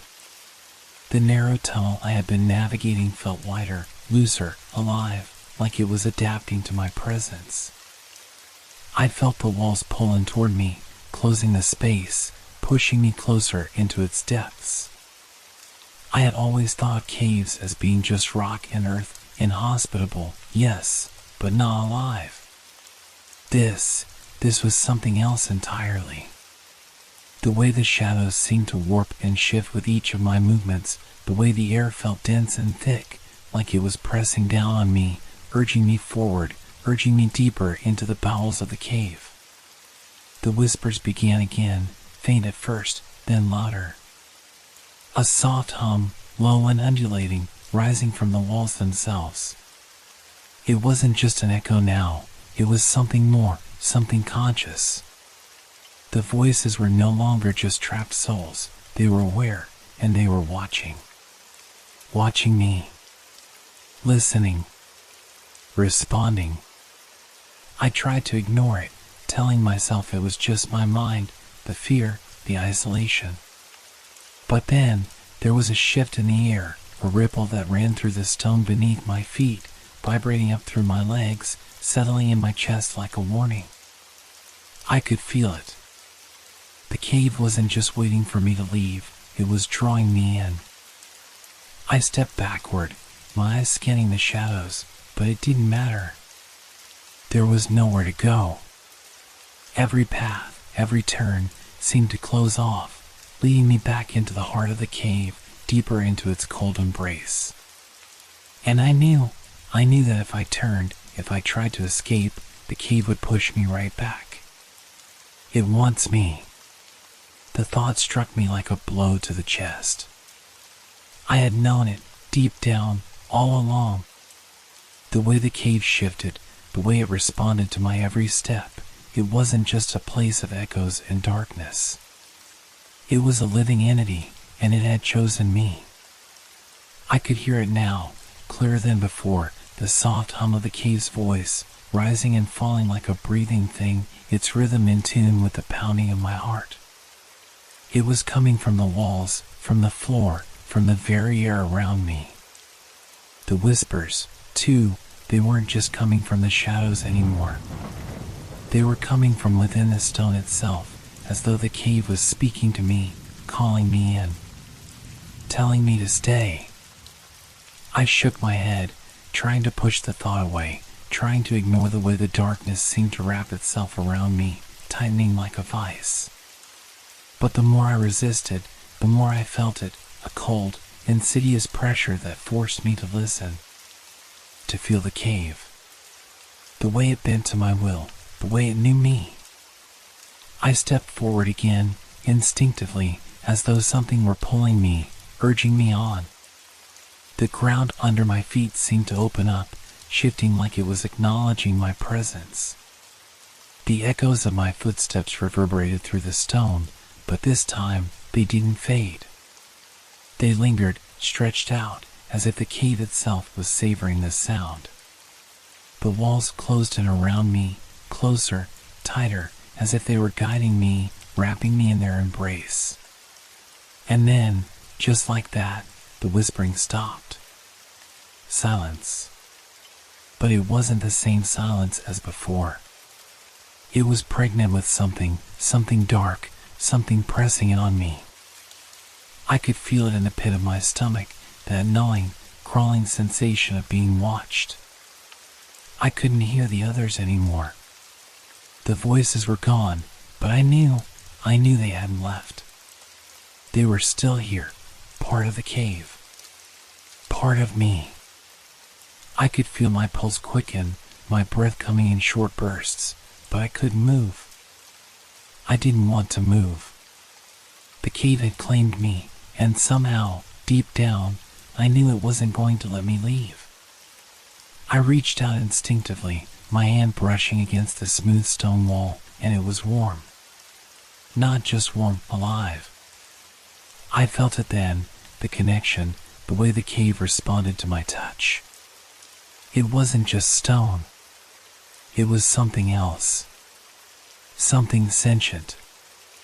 I could feel it pulse under my skin, vibrating like it was alive with energy, responding to my presence. The cave was feeding on me, drawing from my fear, from my panic. It was making me part of itself, piece by piece. I could feel the edges of my identity start to fray, to dissolve, like I was. Becoming part of its living, breathing organism. The voices, my voice, were all around me now, echoing in time with my heartbeat. Join us. The voice was unmistakable now. A clear, resonating command, not from the walls but from deep within the cave, deep within me. I tried to scream, but no sound came out. I couldn't fight it anymore. I could feel it pulling me under, wrapping me in its cold embrace, dragging me into its heart. And then, the final realization struck me. There was no escape. I was already part of it. The silence hung thick in the air, so dense it seemed to have weight. I could barely breathe, the oppressive darkness pressing down on me from every direction.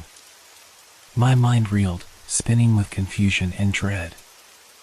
I could feel the walls around me, their cold, unnatural presence, but there was something else, a soft, seductive hum that reached into my soul, wrapping around me like a comforting blanket. It started as a whisper, barely audible, like a fleeting thought that had slipped from my mind. But it grew louder, clearer, until it was impossible to ignore. There's a way out. The voice was impossibly gentle, smooth as velvet, yet carrying an underlying tone of something darker, more insidious. It was a woman's voice, soothing and luring, like a lullaby that promised safety. I froze, every muscle in my body tightening, my skin prickling with fear. I looked around, but there was no one. No one but the cave and the suffocating, oppressive silence that clung to it. Leave this place, the voice continued, sweet and almost tender. I can help you. I can take you to safety, but only if you join us. Become one with us. Become part of the cave. My heart raced, panic clawing at my chest. Was it one of the others? Had they found me? Was this some kind of trick? But no! It wasn't them. The voice was not their voice. It was something else entirely. The voice coaxed me again, its tone deepening, wrapping itself around my thoughts, its words threading through my mind like a dark temptation. You're alone now. You have nothing left. The cave has claimed your friends. It has claimed you. But there's a way out. If you surrender, if you give yourself to us, we can free you. We can make you part of something eternal. I could hear the subtle promise in the words. The whisper of escape, of freedom. The cave, with all its terrors, could let me go. It could end the torment, the isolation, the madness. I could leave, walk out of here, return to the world of light and sound. I could forget the shadows, the voices, the endless echoes. But only if I joined them. Only if I became one with them. The cold that had settled deep in my bones seemed to pulse in time with the voice, its rhythm matching the throbbing of my heart. A part of me wanted to run, to scream. But another part, the part that had been worn down by fear and despair, felt tempted. The cave had already taken so much. It had consumed my friends, their voices trapped in its endless, hollow echoes. Would I be next? Was there any point in fighting it anymore? Wouldn't it be easier to give in, to allow it to claim me and end the torment? Why fight, when you can belong? The voice was closer now, a breath against my ear. It wasn't the cave I feared, it was the promise. The temptation. We offer peace. We offer eternity. You'll never be alone again. Join us, and your voice will be carried forever. You'll be part of us. I clenched my fists, my nails digging into my palms. Was this the end? The cave was alive, and it wanted me. All I had to do was surrender. All I had to do was join the chorus of lost souls, the endless echoes, and become one with the darkness. But at what cost? I could feel my breath quicken, my chest tightening as the weight of the decision pressed down on me. The cave was offering me something I had longed for, an escape. But it wasn't truly escape, was it? It was a lie. A trap. The cave wasn't offering me peace. It was offering me oblivion. A quiet, dark oblivion where my voice would be lost and I would fade into the darkness, forever part of the very thing that tormented me. But I was so tired. The whispers returned, louder now, not just from the cave, but from within me. They echoed my thoughts, twisted my doubts into something dangerous. You deserve peace, they said. You deserve to be free. The cave will give you freedom, just as it did for the others. Let go. The chill of the stone seeped into my skin as I hesitated, my mind spinning with the weight of the decision. Could I walk away from the only thing that had promised me peace? Could I survive this horror on my own? No. I couldn't. Not anymore. With a shuddering breath, I turned toward the voice, toward the dark, wrapping myself in its promise. I had no choice but to listen, to belong. The air around me seemed to shift as I stepped closer, the walls vibrating with life. And then, for the briefest moment, everything stopped. The echoes, the whispers, the voices, it all fell silent. The moment of clarity, that brief respite, was shattered by the sound of my own voice echoing in the cave, not as my own, but as something else. It was twisted, distorted, not my voice anymore, but the voice of the cave. Of them. Join us, it whispered again, now in my voice, my words. It's not too late. And I felt it. The weight of the cave pressing in on me, drawing me toward it. The darkness swirled around me, and in that instant, I understood. There was no escape. Not anymore. I was already a part of it. And I always had been. The air in the cave was thick with a palpable tension, pressing against me from all sides. The darkness seemed to close in tighter, the walls narrowing with every passing second. The whispers, once soft and coaxing, had become deafening, a cacophony of voices that filled every corner of my mind. They echoed through the stone, twisting and warping, calling me, pulling me in. I could feel the presence of the cave now, its dark heartbeat vibrating beneath my feet. It was no longer just a place, it was alive, a living, breathing entity that was consuming everything I had ever known. I had no sense of time anymore. Was it minutes? Hours? Days? All that mattered was the decision that now lay before me. Escape. Or become part of the echo. The voice that had promised me peace, the voice that had whispered promises of eternal freedom, was still with me, still beckoning, urging me to give in. But now, it was no longer a soft whisper. It had become a command, a force that pressed against my chest, demanding I surrender. You're already lost, it said, its tone smooth and reassuring. You cannot escape what you are. You belong to us, just as they all did. You are one of us now. Come, join us. Let go of the pain. Let go of the fear. My fingers trembled as I gripped the cold stone walls, grounding myself, trying to make sense of the madness swirling around me. The faces of my lost companions flickered in my mind, their last screams still echoing through the cave. Each one had vanished, absorbed by this dark entity that had claimed them, their voices now part of the endless chorus that would haunt the cave forever. But I wasn't ready to give up. Not yet. The pull of the cave was strong, its voice was seductive, but somewhere deep inside, I still clung to the fragile thread of hope. The hope that there was a way out, if only I could find it. If only I could fight back. I turned, my eyes searching through the darkness for any sign of an exit. But there was nothing. The cave was a maze, an endless expanse of twisting tunnels, and I had lost track of where I had come from. The walls seemed to shift with every step, disorienting me, making me feel like I was walking in circles, trapped in an ever-tightening spiral. Was this it? Was this the end? The question lingered in my mind, but I couldn't answer it.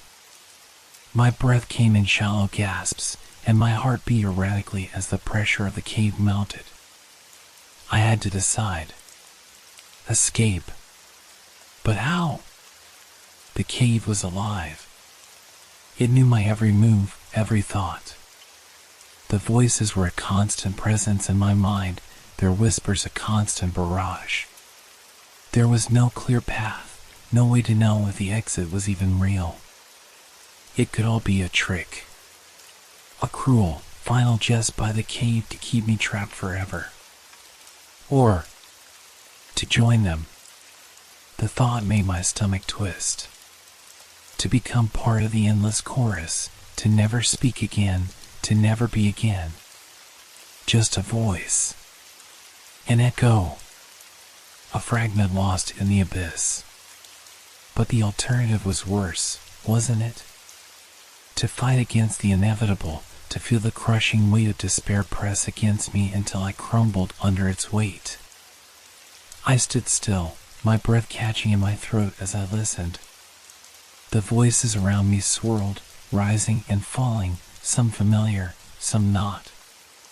And then, beneath it all, there was one voice, my voice, calling back to me from the depths of the cave.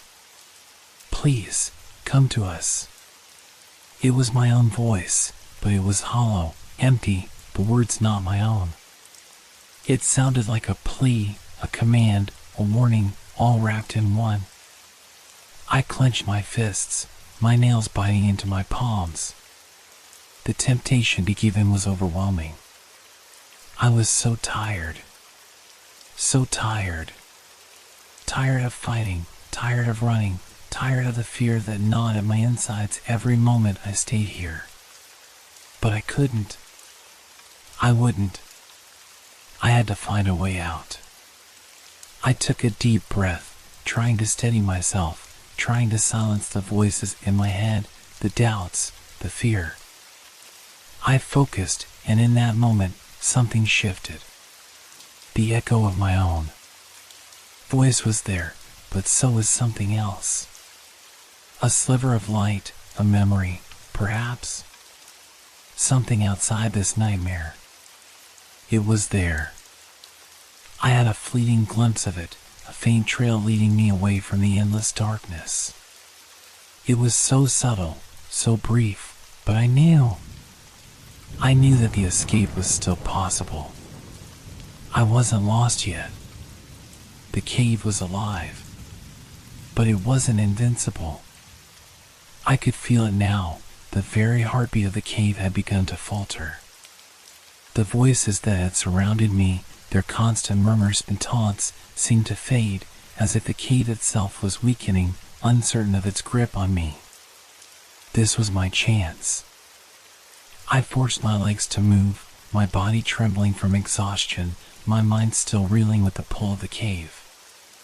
Each step felt heavier, as though the stone beneath my feet was dragging me back, trying to suck me into its endless depths. But I pushed forward.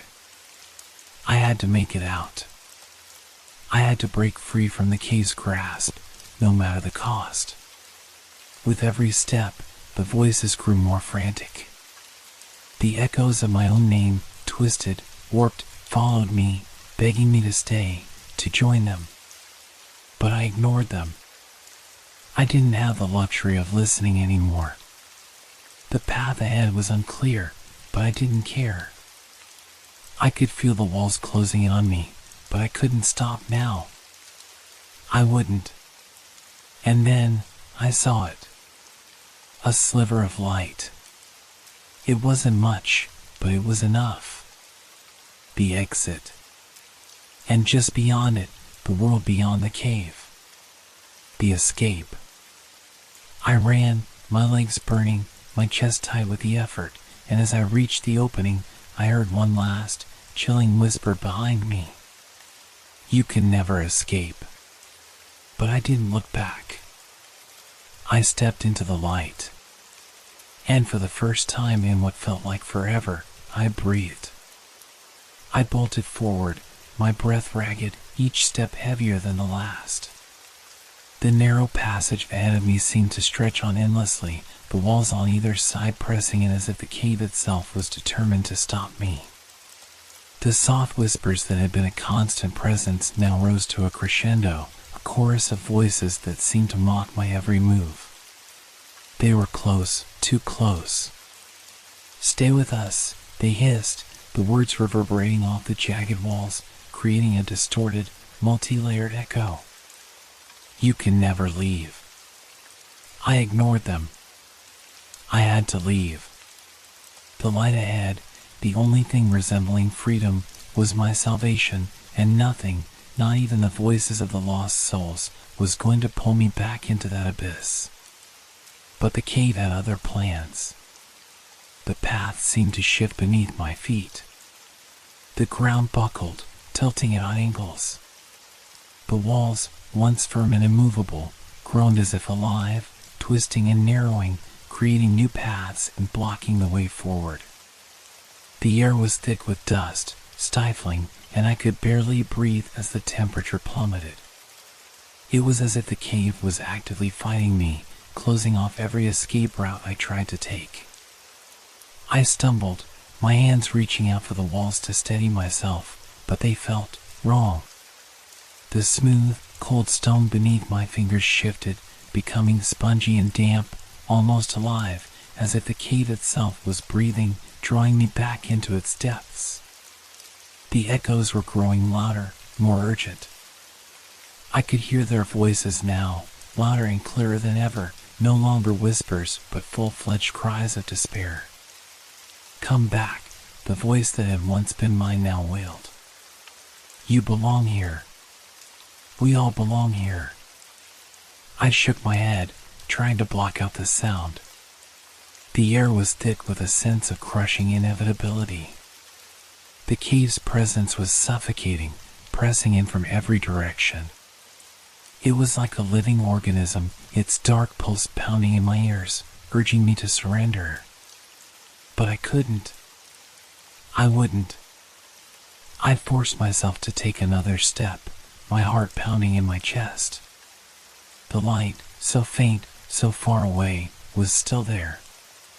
It was still within my reach, if only I could push through this suffocating, oppressive grip.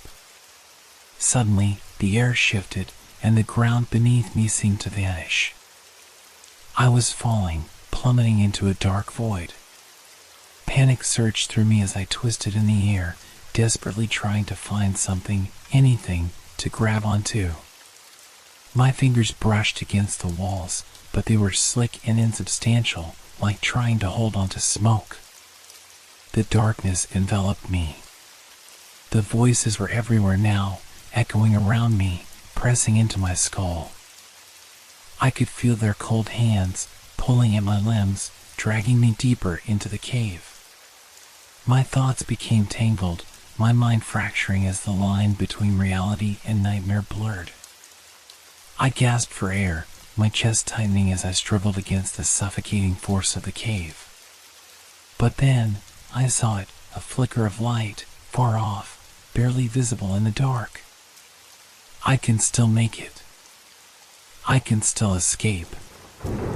I reached out, my hands grabbing for any hold they could find, clawing at the rock as I pulled myself upward, inch by agonizing inch. The cave was relentless, the walls seeming to shift and pulse beneath my touch, but I didn't stop. I couldn't stop. The light was close now, closer than ever. But as I neared it, the voices intensified. "Don't leave us," they cried, their tone desperate, pleading. "Stay with us. Forever." Their voices became one. A singular, maddening chant that seemed to take form in the shadows around me. Figures flickered in the darkness, shapes that were half human, half shadow, their faces distorted in agony. I could feel their cold presence, their unblinking eyes staring into mine, pulling me toward them. I struggled against them, my hands shaking, my legs trembling beneath me. The light was within reach, so close, yet the shadows, the cold, the voices were pulling me back. I could feel their grip tightening on my arms, my legs, the very fabric of my being. No, I can't. I thought of the others, of their faces, their last screams. How they had vanished, consumed by the cave. How they had become part of its endless echo. I refused to join them. Not like this. With a burst of adrenaline, I shoved the shadows away, breaking free from their cold, grasping hands. I pushed forward, my fingers now scraping the rock, tearing at the stone as I pulled myself towards the light. The voices were nothing but a blur now, a chaotic jumble of sound, nothing more than an echo in the distance. I reached the opening. The light was blinding, warm, real. With one final, desperate push, I crawled out of the cave. I collapsed onto the ground, gasping for breath, my body racked with exhaustion.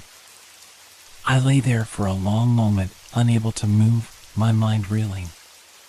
The cool desert air rushed into my lungs, fresh and clean, and for a brief, fleeting moment, I thought I was free. But then I heard it. A faint whisper, almost imperceptible, carried on the wind. "You can never escape." I turned, fear clutching at my chest as I looked back at the cave. It stood silent, still, as if nothing had happened. As if nothing had ever happened. And yet, I knew. I could feel it. The cave was still there, alive, watching. It wasn't done with me. Not yet. And neither was the echo. The last remnants of the voices, fading but ever present, whispered once more. I could hear them in my mind every time I closed my eyes. I was one of them now. I lay there, gasping for air, my heart still racing, but something in me had already begun to break. The desert around me felt eerily quiet, too quiet, as if it were holding its breath, waiting for something to happen. For a brief moment, I allowed myself to believe that I had escaped. The cave was behind me. The voices were fading. I had made it out, alone, but alive. But then the realization hit me with an icy grip, freezing me in place. I had escaped, but not entirely. It wasn't just my body that had been trapped in the cave. The voices weren't only whispers in my ears, distant and muffled. They had become part of me. Each one, every soul that had disappeared, every echo that had called my name, had left an imprint on my mind, on my very soul. The cave had taken its toll, and now, even as I stood in the open desert, I could feel it, the presence of something deeper, something darker, reaching out from within me. I clenched my fists, feeling the tremors run through my body. I wasn't the same person who had entered the cave. I wasn't the same person who had even run for the light. The cave had made its mark, and no matter how far I ran, no matter how far I tried to push it away, it would never truly let me go. The whispers were still there, softly curling around the edges of my thoughts, like the remnants of a dream I couldn't shake. They had become my thoughts, too. My voice, my fears, my regrets, they had all merged with the voices of the lost. "You can't run away from what you are now," a voice, my voice, whispered inside my head, soft and disembodied. It was almost comforting in its cruelty. "You are one of us." The realization shattered me. The light outside, the air that felt so fresh against my skin, it was all an illusion. The escape had come at a cost I hadn't fully understood until now. The cave didn't just trap the body, it trapped the very essence of a person, their soul, their identity. And no matter how far I ran, no matter how hard I fought, a part of me would always be inside that cave, endlessly echoing, forever lost. I could feel the change happening inside me, the slow, creeping pull of the cave's influence, tugging at my thoughts. It was like I had taken a piece of the cave with me. It was inside me. Now, feeding on my doubts, my fear, my guilt. I had joined the echo, and I was becoming one with it. The cave had been right all along. It wasn't just the people who entered that were trapped. It was the voices, too. And now, mine was among them. I staggered to my feet, feeling the weight of my own mind pressing in. There was no escape. No freedom. Just an endless, suffocating echo of the past, of the souls who had vanished before me, each one now a part of the endless chorus. But even as the voices grew louder, more insistent, I realized that there was still a choice I had to make. I could fight it, try to push it away, try to silence the echo inside me, but in doing so, I would be rejecting the part of myself that had now become one with the cave. Or I could accept it. And in accepting it, I would give up what was left of myself, surrendering to the cave's call and becoming a part of its endless echo. It would be a kind of peace, I thought. A quiet surrender. But I knew that peace would come at the ultimate cost, my own identity, my voice, my soul. The wind around me whispered again, a low murmur. The cave, now a distant memory, still called to me. It promised relief, an end to the constant torment. But in return, I would have to join the darkness forever. "It's not escape," I whispered to myself, my voice shaky, "it's a sacrifice." I looked out over the desert, at the vast emptiness stretching before me. The mountains in the distance looked so still, so peaceful, but I knew it was only the silence before the storm. It would never stop calling me, never stop pulling at me, because the cave hadn't taken everything. Not yet. I still had my voice, my choice. But I knew the truth, my voice was already part of the echo. It would never leave the cave. And neither would I. I closed my eyes for a moment, letting the voices in my head settle around me like a heavy blanket. The wind around me seemed to hold its breath, as though waiting for me to make my final decision. And so, I did.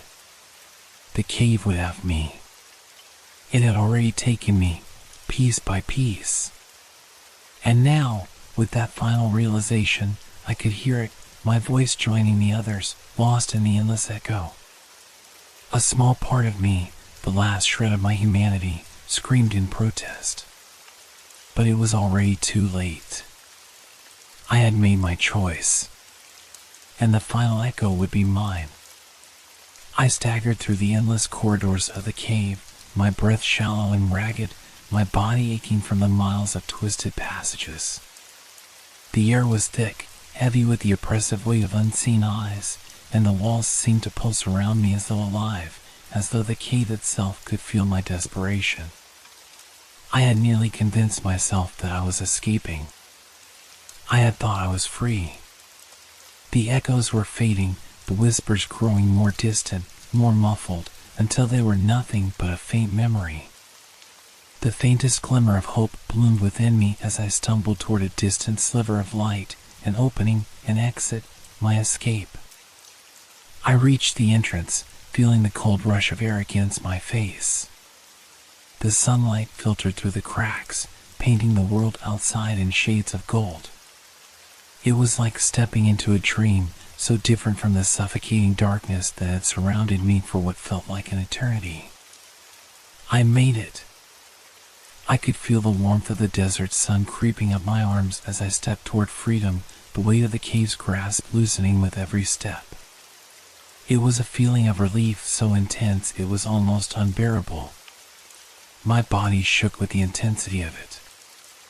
I turned back once, glancing at the mouth of the cave, the shadows stretching like fingers toward me, as if trying to hold me back. No. It's over. I turned away from the darkness, but just as I was about to cross into the light, something stopped me. A voice. A whisper, soft but unmistakable. My voice. I froze in place, heart pounding in my chest. I had been hearing the voices of the others for so long, my companions, the lost souls. But this was different. This was my own voice. I turned back, and for the first time, I understood the truth. The cave hadn't let me go. It never would. I stood at the threshold, caught between two worlds. My feet, still grounded in the shifting sands of reality, were also trapped within the echo of the cave. I could hear myself speaking in the darkness, a call that was no longer just my own. It echoed back to me, hollow, like a distant memory that didn't belong to anyone anymore. You are already here. I could hear my voice whispering to me, not from the outside, but from deep within me. It was as if the cave had been inside me all along, its voices weaving themselves into the very fabric of who I was. I hadn't escaped. I had become a part of the cave, and the cave had become a part of me. The realization hit me like a punch to the gut. My voice was now one of the echoes, doomed to be lost forever, just like the others. The exit, the desert, the world beyond, they were all illusions. A trap to lure me into this final moment, to deceive me into thinking I had escaped.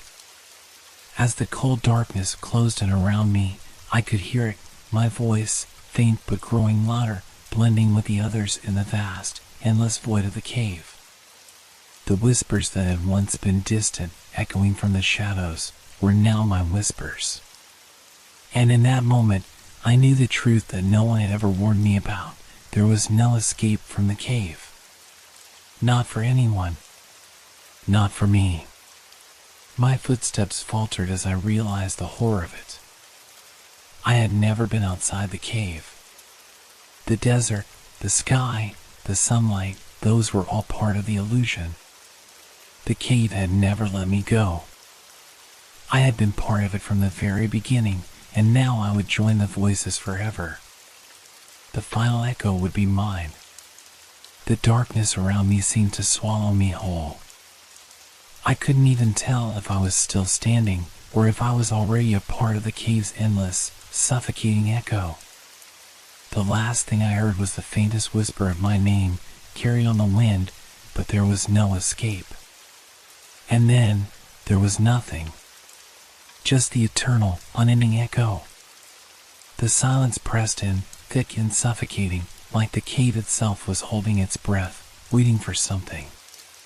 The air around me, once so full of desperate hope, now seemed to hum with a strange energy and unspoken promise. The darkness was closing in, but I couldn't move. My body had grown heavy, my mind a swirl of confusion and dread.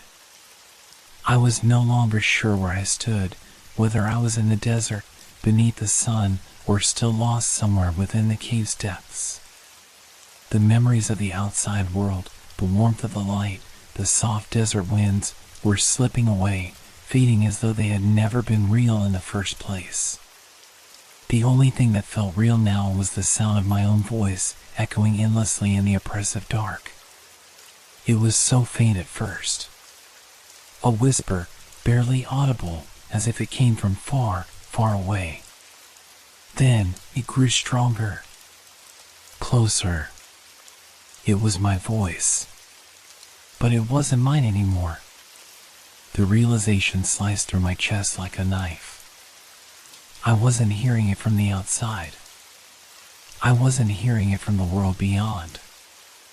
I was hearing it from within. I had become the echo. And now, I was the one who would call out to others. I tried to scream, but it was no use. The sound of my voice was already out of my control. It rose from the depths of me, twisted and hollowed out, a mere whisper that seemed to ripple through the cavern walls. I tried to run, but my body was trapped, bound to the cave, to the very essence of it. Every step I took only drew me deeper into its endless labyrinth. My voice, once so distinct, was now part of the chorus of souls who had come before me, lost and forever echoed within the walls. And then it happened. A moment of pure clarity. I understood, in that instant, what had truly happened to me, what the cave had always been, a place that consumed the soul, an entity that thrived on the voices of those who entered. The cave didn't just trap the body, it captured the essence of a person, twisting it into an endless, cyclical echo. I realized that the cycle had only just begun. And now, it was my turn to play a part. I could feel my voice shifting, changing, becoming one with the dark. I had been a tourist once, a wanderer, drawn in by the strange allure of the cave. But now, I would be something else, something different. Something that would call out to the next unwitting soul who dared step into the cave's embrace. Welcome. The whisper sounded almost like an invitation, sweet and chilling all at once. Join us. I didn't know whether it was my own thoughts or the voice of the cave, but it didn't matter. I was both. And I would be here forever, a part of the endless, haunting echo. I could feel it, the cave's insatiable hunger. It was waiting. For the next one. For the next wanderer, lost and searching. The next fool who would hear the call, feel the irresistible pull, and follow the sound of my voice. It was my turn now. Join us. And, just like that, I became one of the voices that would forever haunt the cave, calling out to those who would come, inviting them to join the cycle. To become part of the echo. The cycle would never end.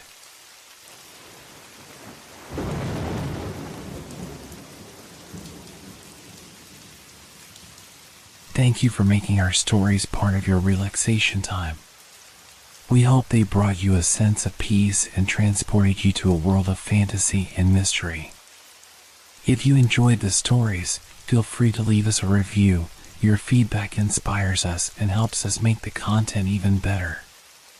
Now, unwind to the calming sounds of rain and thunderstorms, which will continue to set a tranquil mood. Let these sounds carry you gently into the realm of dreams. Don't forget to like our page if you haven't yet. Wishing you a restful night's sleep. Relax, rest well, and good night.